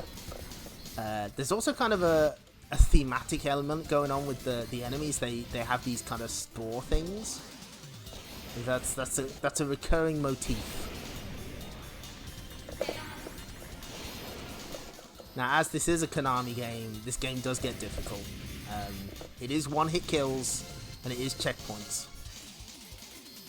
But putting aside how it plays, just look at this game. This is 1991. This is cutting edge. This looks so good. That background alone, and of course it has an amazing soundtrack, as of course it does. Just incredible stuff across the board. You do have a couple different weapons. They're strewn across the stages, and usually they sort of give you what you're looking for. Whoops. Obviously the weak point here are the little spores. But now, these two team up. Yeah, it is kind of similar to X Multiply. I think it has its own identity though. So now it's got a giant thing, but if we're clever with shit. So what you can also do with the little ball is you can just let it go just by pressing the button, but if you charge it, fuck. I was trying to demonstrate something and it fucked me over. Okay, that's fine. So if you do charge it up, it will like launch itself into things, which can be useful.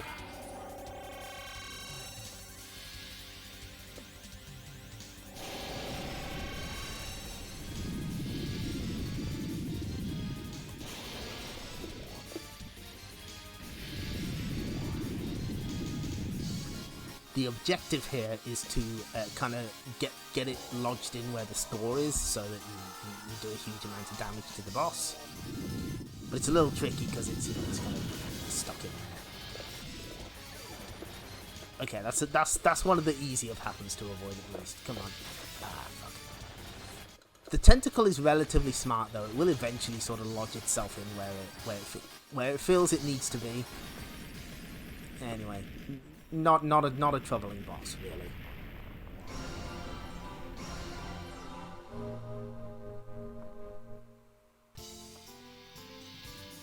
And between each stage, you get these Rolling Thunder-esque intermissions. She's telling us, please save our planet. I am Princess Elaine of the planet E Square.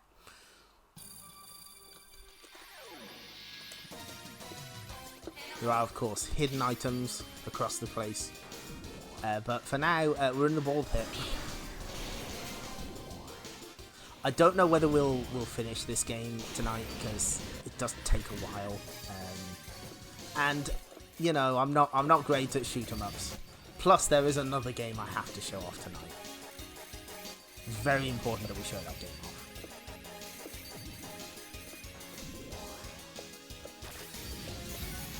But if you've played one of the Gambare Goemon games on Super Famicom, has this stage as a secret bonus game. Like it's at a carnival, and it's obviously very scaled down. It's like it's presented inside a TV, so you don't even get it full screen. But the amount of slowdown on it shows that Konami probably would not have been able to port this to the SNES. And indeed, they never bothered porting it to anything else until 2007.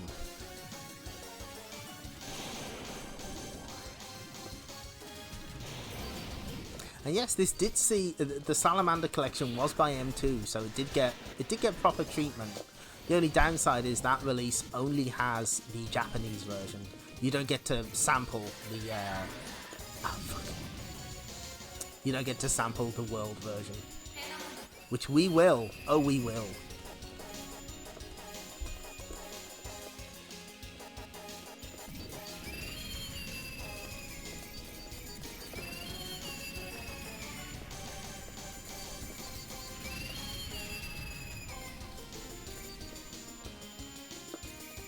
As for what I think, I'm not much of a Gradius person, I'm afraid.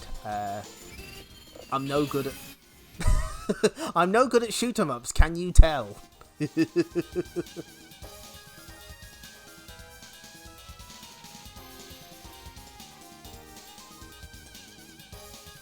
Yeah, it's kind of like the Tokimeki Memorial one minigame. Oh god, choking. So this is an interesting high score entry screen. You can pick your gender if you so wish. I believe this is your star sign. And a chibi version of the Flintlock greets you with your ranking. Isn't that cute?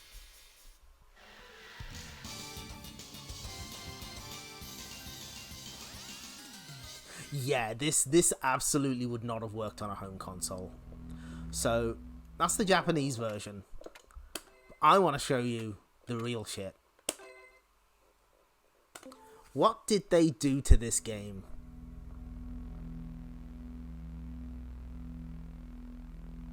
Oh, did I get a bad fortune? Yeah, that makes sense.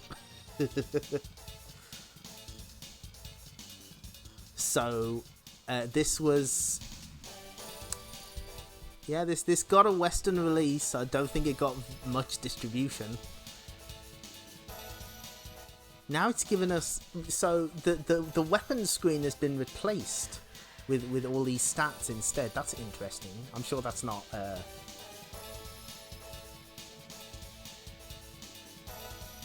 I'm sure that's not ominous.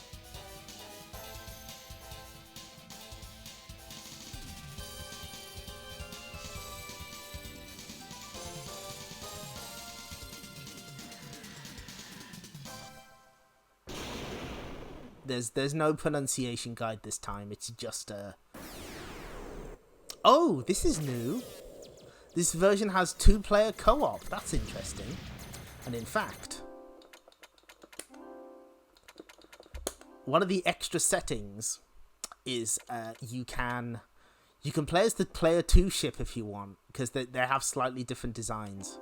And in fact, we're going to do that. Now that's interesting. You also get the option to switch the story demos on and off. Why would you want to do that? Interesting. Okay. Please help our planet. I'm Elaine of the planet E Square. They kept the voice acting here at least.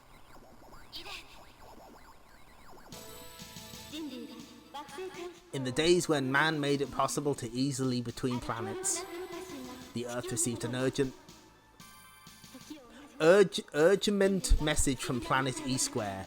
Round about the same time, people discovered a mysterious force. What has happened to the planet E Square? What is the mysterious force called Flint for? To solve the mystery, people developed the new space battleship Flintlock and soon blasted off.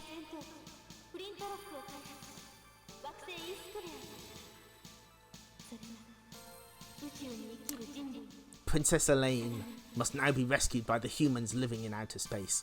I think... Ooh, I'll have to check if the voiceover's still there, but the story should still be in the Japanese... in the European version. So, okay, there's a lot of changes here. The first is you no longer get rapid fire when you detach the flint, which sucks. That's really bad. There's way more enemies already. I believe this defaults to like medium hard or something. And you'll notice we have an energy meter now.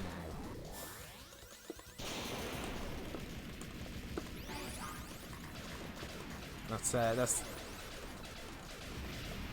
And also, it's no longer telling us what weapons we've got. That's because all of the extra weapons were removed. All of them.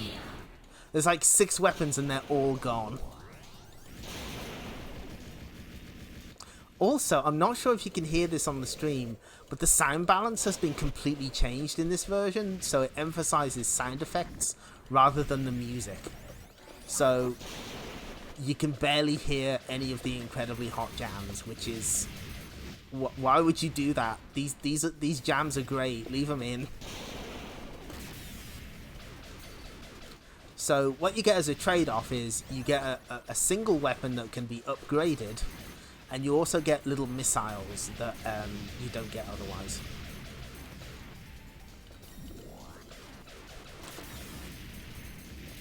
We are going to play slightly more of this because it's going to be easier for reasons you will see shortly, in theory. And also I wanted to show the cutscenes in English, because they did translate all of them. The music is so good. Why would you turn it down? You gotta crank it up. As you can see, they're throwing way more bullets at you. How could we possibly clear this with one-hit kills, you ask? Well,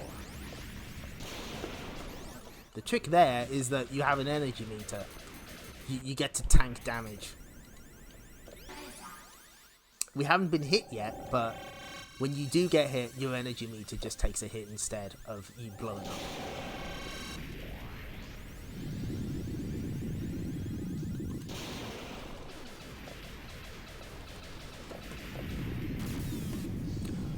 Also, your flint automatically launches itself. You don't have to charge it up beforehand.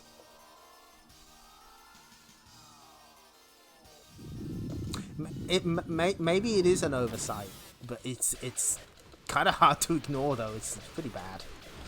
Ooh. I must have taken a glancing hit because it has chipped a little off my health. Yeah, there we go. There's barely any kind of... You barely feel it when you do get hit, which is kind of a problem. Like, I didn't notice I got hit there. But this also gets rid of the checkpoints, so you can just save scum your way you can just credit feed your way through if you want. I get why they did this. They probably wanted to increase the amount of money they could get from this game, but it kind of sucks the fun out of it. I don't know. I'm not even like a big checkpoint kind of person, but I think they work in this game's favor. Oh yeah, you only have energy, no extra lives.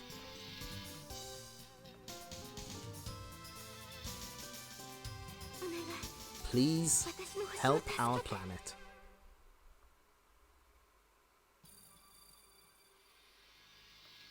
Yeah, they give you 20 seconds. And see, there's already a new enemy introduced here. They throw a bunch of extra enemies at you.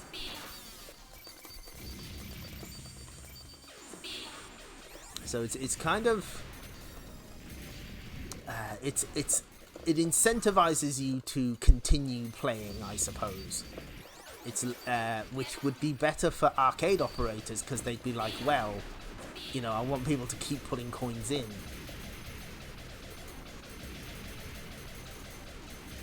I'm not entirely... Oh, there are also new items that increase your energy, so there's that.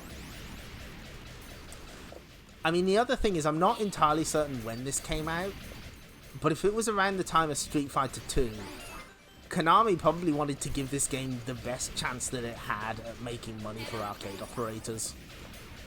Because, you know, Street Fighter 2 kind of helped arcade operators buy houses, so... You know, a shoot 'em up would need a bit of a leg up.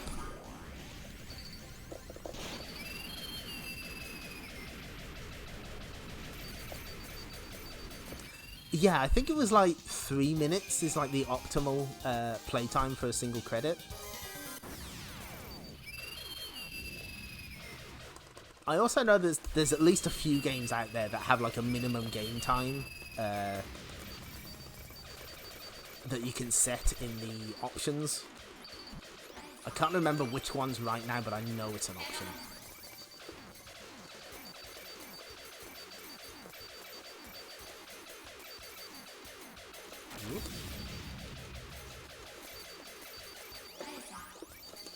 Oh no. But it's fine, we can just continue. We can just... The slowdown does seem to get rougher on on this version, because they're cramming too many enemies in. But there's so little... Like, it's so obvious that they just sort of grafted the health meter in, because it's so obvious. It doesn't feel like you're getting hit at all. Anyway, here's our second boss.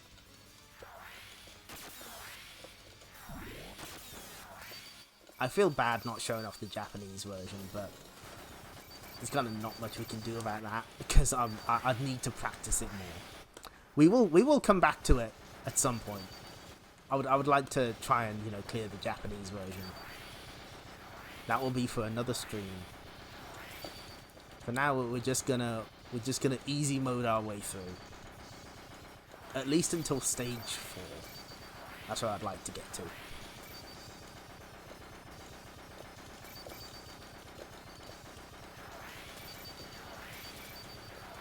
They also gave the bosses way more health. This should not take this long.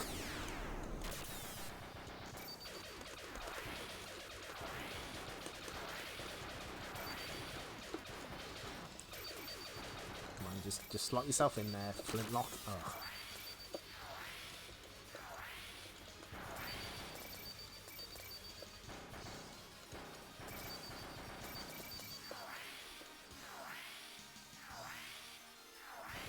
You'll figure it out, Flintlock. I believe in you.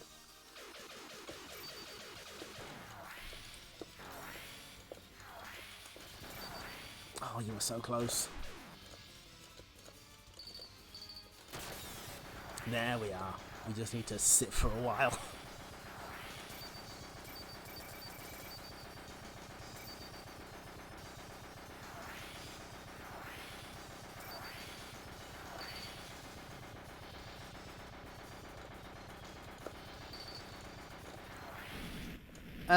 When you're mentioning Kaiser Knuckle, do you mean like the general? Because the general is difficult in every... Or are you just talking about the title change? I'm not following. Forgive me. So this is the big bad guy. It is very unwise to go against me. Understood. Ha ha ha. The planets also get names. Ah, can you see him? Can you see the tiny dancing man? That's where hidden items are. They're invisible in the Japanese version, but for some reason they added a tiny dancing man to let you know where they are.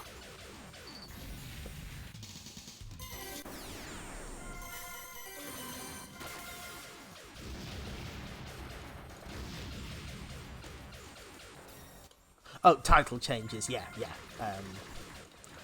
Global Champion is like the worst name they could have possibly given it.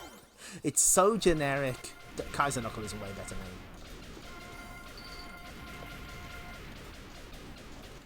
Tiny Dancer. Yeah, I noticed that when I first emulated the game, and it's such a strange way to indicate there's a secret item here. Anyway, this is like those Gradius stages that loop forever vertically. This stage, way harder in the Japanese version. It is really difficult. Because, you know, you're constantly checkpointed. Fortunately, we can just cruise through this game. I don't want to credit free through the whole thing, but there are some cutscenes that I need to show off because this game kind of has a weird tone. But again, just look how great this looks. You never would have been able to do this on a home console back then.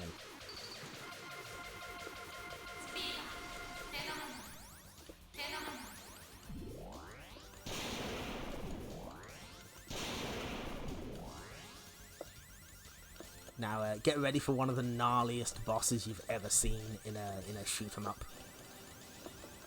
Oh wait, no, not yet, not yet. Also, really cool floating planet in the background there.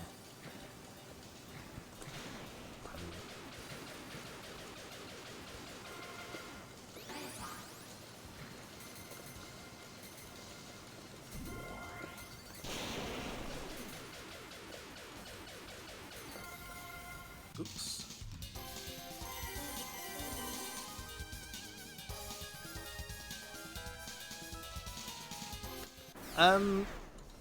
Sorry.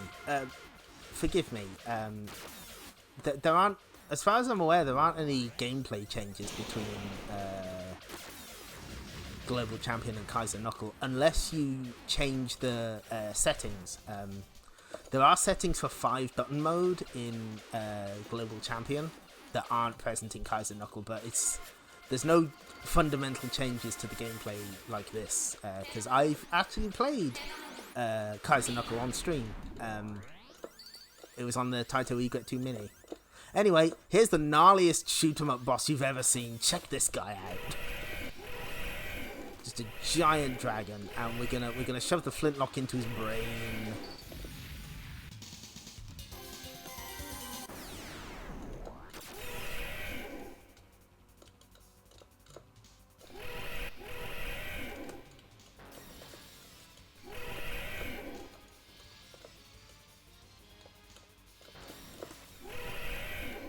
Come on. The screen can still scroll up and down during this fight, so it does get kind of confusing. Ah, fuck.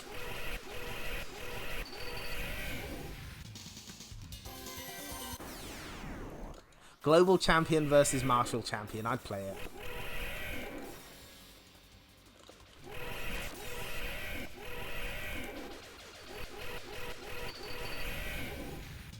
Oh boy. Yeah, I wouldn't like to fight this guy with checkpoints. And again, they gave... Oh my god. They gave the bosses way more health in this version to keep you continuing. Put more coins in machine. I guess that's why they added co-op, 2-player co-op as well, because that encourages people to insert more quarters.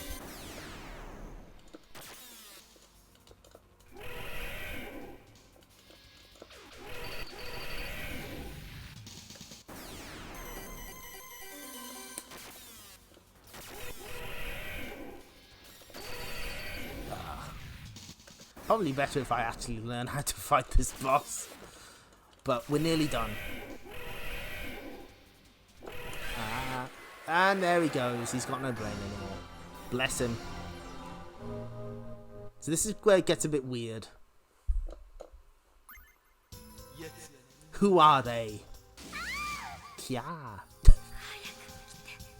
Please come quickly. I'm not sure what kind of tone they're going for there.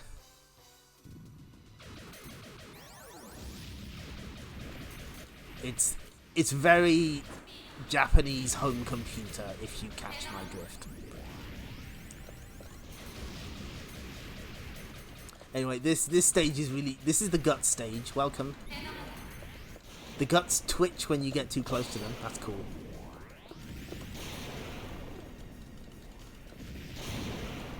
We'll see this credit out, and I think we'll move on to our final game.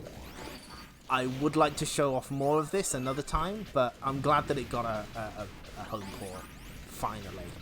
One that you can play on your TV screen without having to get a PlayStation TV. If Salamander Portable even works on one of those things.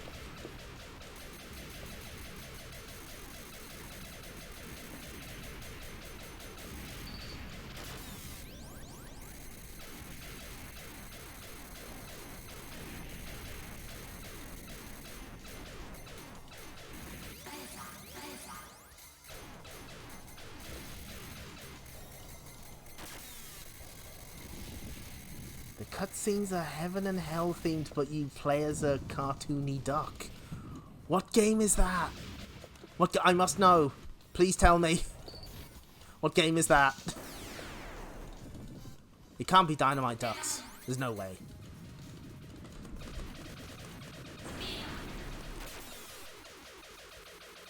Ah, come on. Yeah, there we go. Oh, that's a Comad game, isn't it? Yep. No, that explains it. Yeah, I know exactly what game that is. I believe that was originally called. There's a flyer for a version called Hell Out, which is extremely good.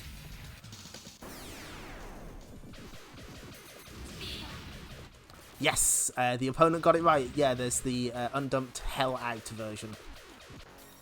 That has an amazing flyer that I wish I could show you right now, where it refers to the game as being too interesting and funny. Too much interesting and funny. Good old Comad. There's a nice bit of transparency here with the sack of orbs.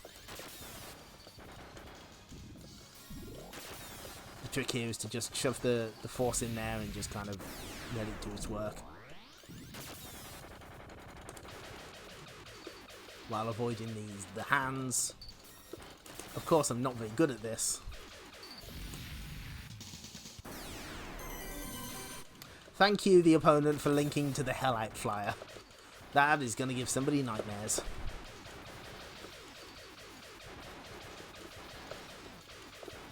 So yeah, this US version is just kind of... They jacked up the difficulty and made it so that you would be more incentivized to just keep continuing.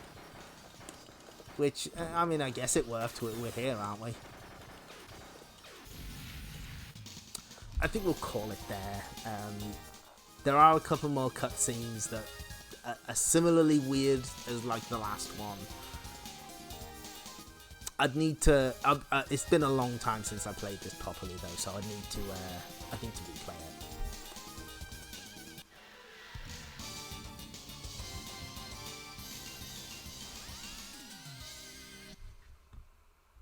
Yep, that is one of my favorite. Oh dear. The text is all fucked up. It's not supposed to look like that. Okay.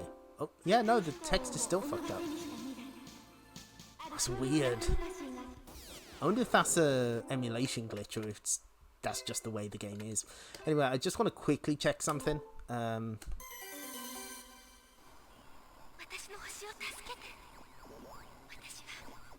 Yeah, there's no cutscene. You enter your name as you continue. Okay, no, this does have the voiceover. Okay.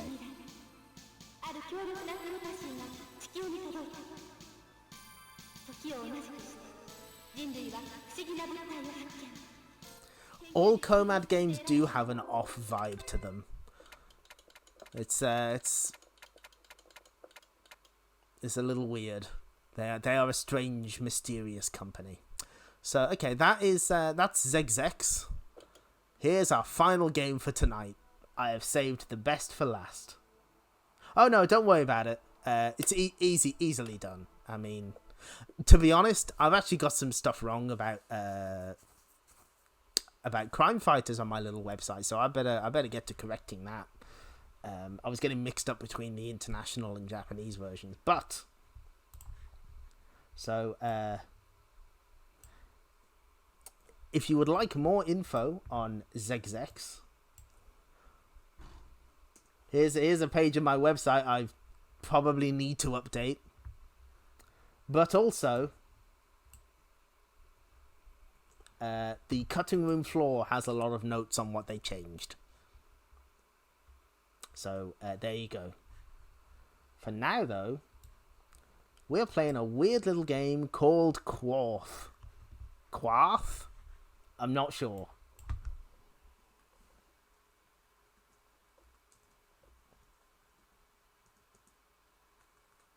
Quarth.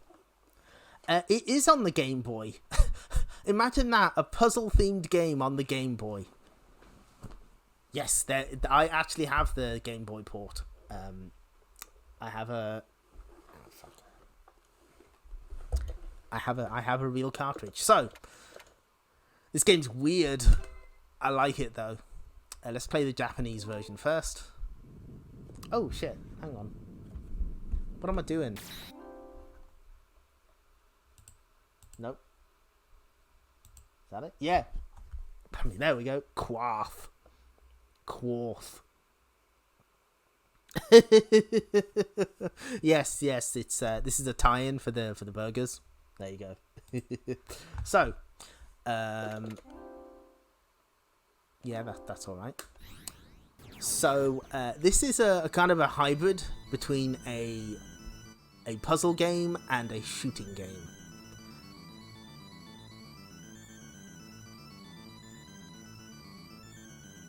There is a legitimate version of this on the NES.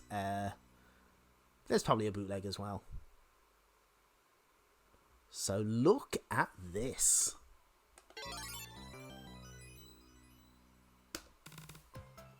So we're playing as the block shooter. Blocks are raining down upon us. All you can do is shoot blocks. However, the way you defeat blocks is by making rectangles. When you make a rectangle, the bigger the rectangle, the more points you get. You can only shoot 4 at a time before you have to wait.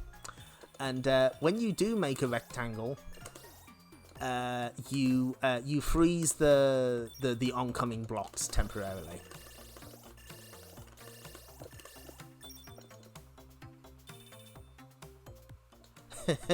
it's the opposite of Mr. Driller. They're not coming from underground, they're coming from the stars.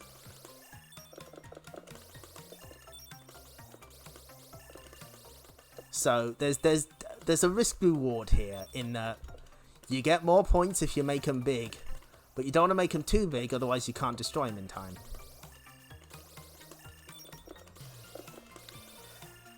And check out the kind of Little Nemo style presentation here. This feels like a very old Sunday cartoon strip.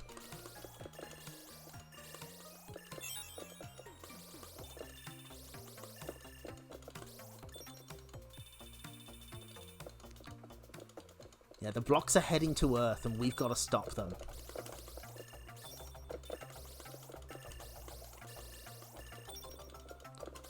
So obviously, you don't want to let them hit the bottom, otherwise you die. And by default, you only get 1 life, so you don't want that to happen.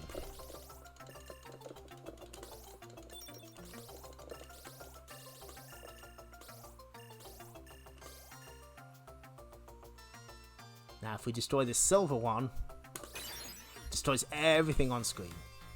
So you kind of want to save that for as long as possible.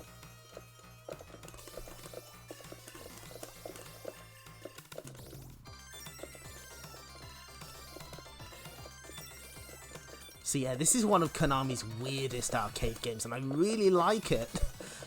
There were like ports to the MSX, the Famicom.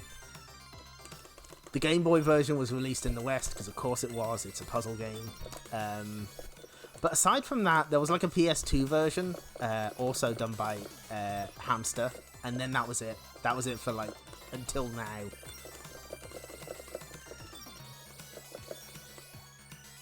It's a really neat little concept, executed pretty well. It's got a nice presentation. It just feels like not a lot of people really know about it, which is kind of a shame. It's a hidden gem, if you will. I'm sorry. I shouldn't have said that.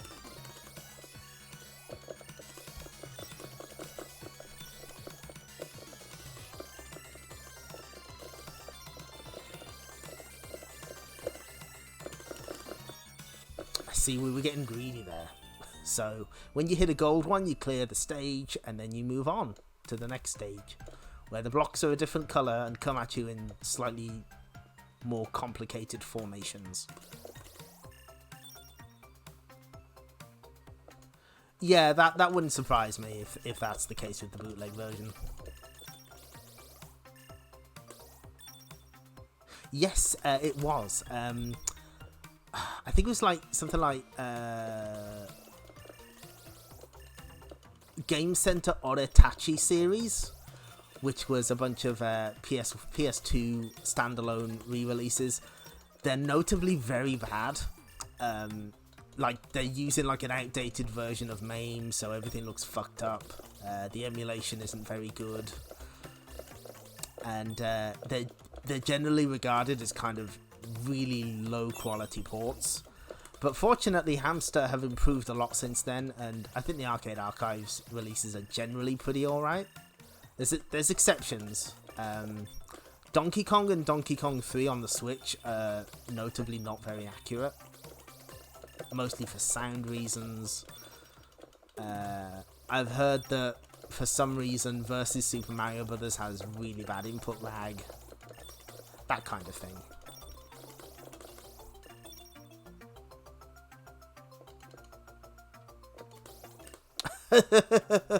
oh, there is no dirty version of Quarth, I'm afraid.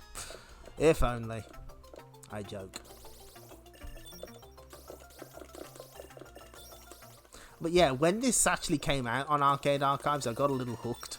I was trying to get like really good scores on it. Failing miserably, mind you, but still. Of course, the advantage of making big blocks is the bigger you make them, the longer they freeze the stack for, so there's a further incentive to make them big. But other times you just want to clear them away as quickly as possible. You just want rid. Oh dear, I've fucked this up.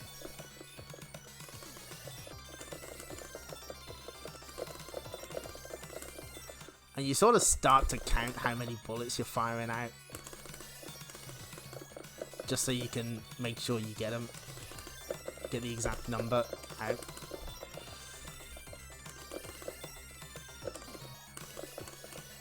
Fuck! Okay, yeah, no, that's fine. I got greedy. Block hole with the dinosaurs, I'd play that. I'd totally play that. Did I even get on the high score table? No, I did not. But yeah, really great. I really like the presentation on this. It's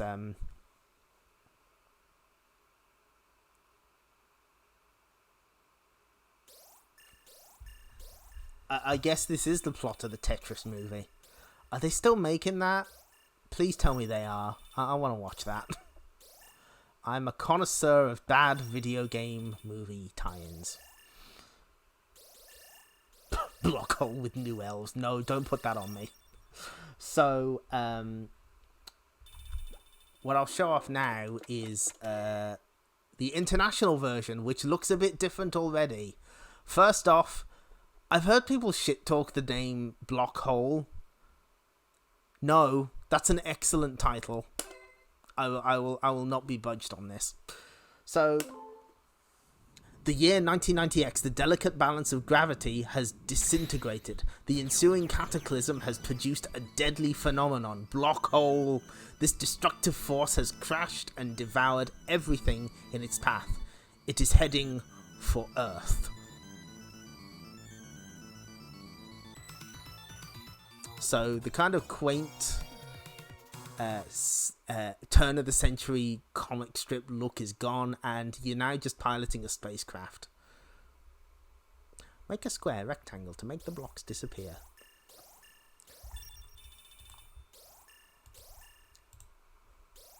So there's more on the style change here. I'll read it out.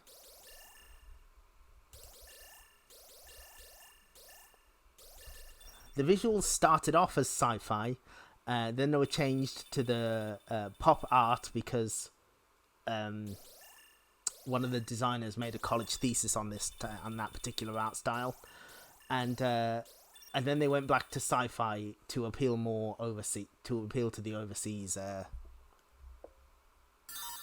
Well, that is not true. They did change something else. First off, a second player can join in at any time, and the music has changed as well. Also, the stuff on the side has changed.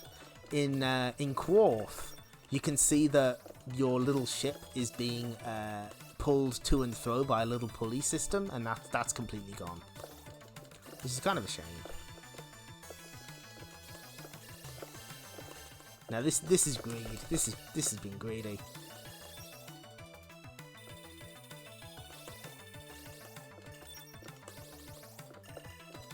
I believe the Game Boy version lets you choose the ship design. Like, there's a couple of different ones, but both the ship from this and the ship from Quarth are available.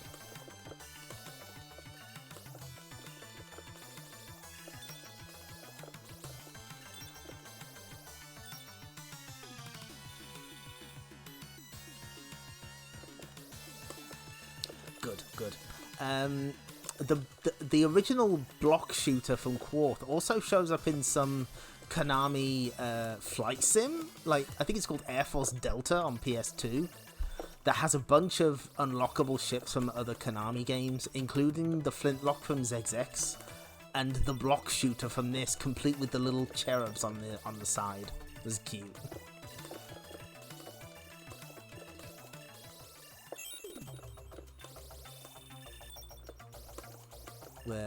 We are nearing the... How long have we been streaming? 2.5 hours? Oh boy. I'm already feeling worn out, so it's probably time to pack it in after this credit. But I wanted an excuse to show off Block Hole, because Block Hole rules.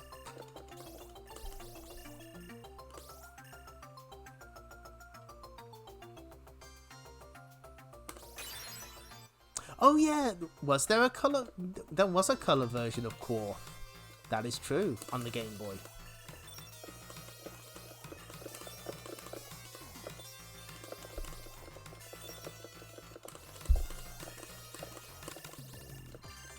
Oh, fuck this up.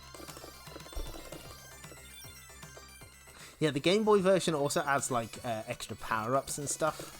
So this arcade version may seem a little startling, but I enjoy its simplicity.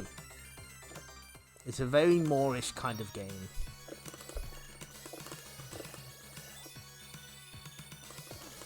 And if you've never played it, you should play it right now. You can play it today. And that's what I love about Arcade Archives. Just a load of games that would never ever see like proper re-releases otherwise. They just go up there. Like, you can buy all the UPL shooters you've ever wanted, all the jank NMK stuff. It is there for you to enjoy.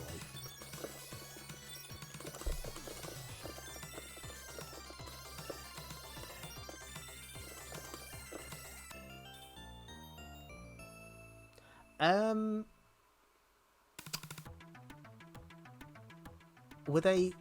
I'm trying to remember, because I know that those sets were released in Japan. Because if you, they have like some of the Tokimeki Memorial Girls hosting them, but I think they may have only supported Game Boy Color. But no, Game Boy, Super Game Boy.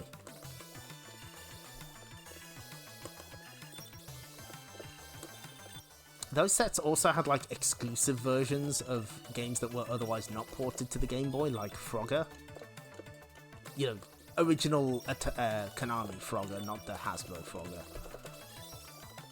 Those were weird times for Frogger.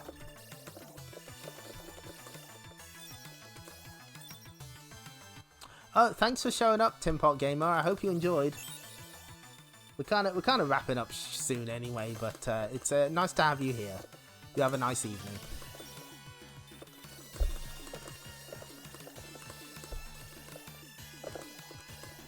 Oh, I'm getting sloppy. Oh dear.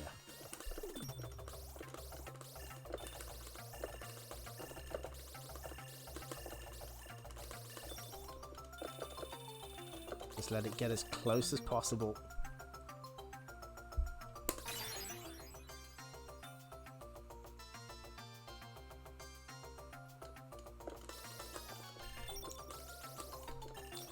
At the moment, Hamster are going through as many Taito and Namco games as they can get their hands on, but they are occasionally releasing like non-Namco, non-Taito games. What did they have recently? Trio the Punch, of course. Trio the Punch is like one of the most anticipated Arcade Archives games. They announced it like ages and ages ago. They wanted to get it right, and you know what? I don't blame them. Oh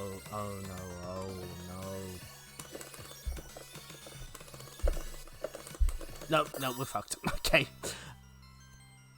Block Erase ranking number 1. I actually got on the high score table because I don't play this version. Oh, and I spelled my name wrong. Woo!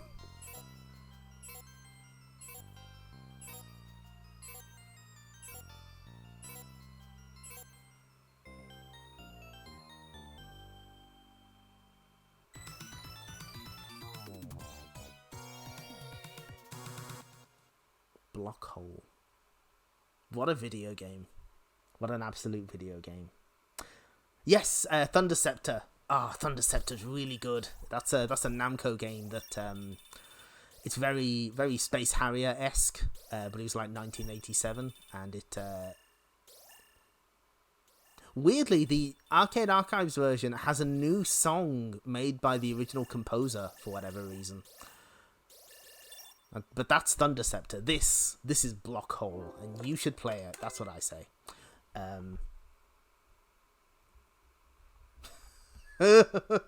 Yes, the Tower of Druaga was recent. I remember it very well. Anyway, you can see more of the regional differences over here. I'm gonna do a run back on Tower of Druaga at some point. I know I'm gonna do it. Just gonna make a just make a huge mistake. Do the Darkness Tower on the Namco Museum version. Okay. Another one to the pile of ant typos. Yes, that is correct. But my editor wasn't here to stop me. Okay, right. I think that's it. That is us done for tonight. So I'm gonna put that there we go. Ooh, I'm gonna move myself about a bit. Ooh. Oh, fuck.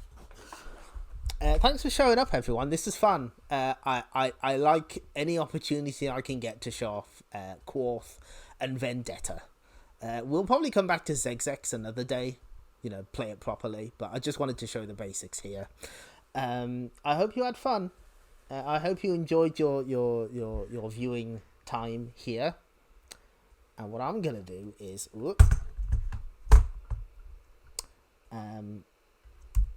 I know where I'm sending you.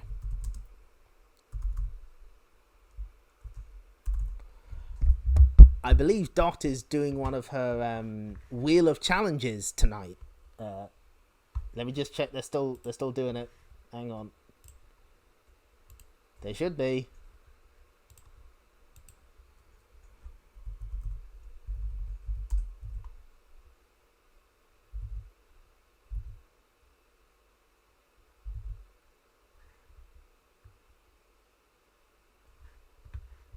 Oh no!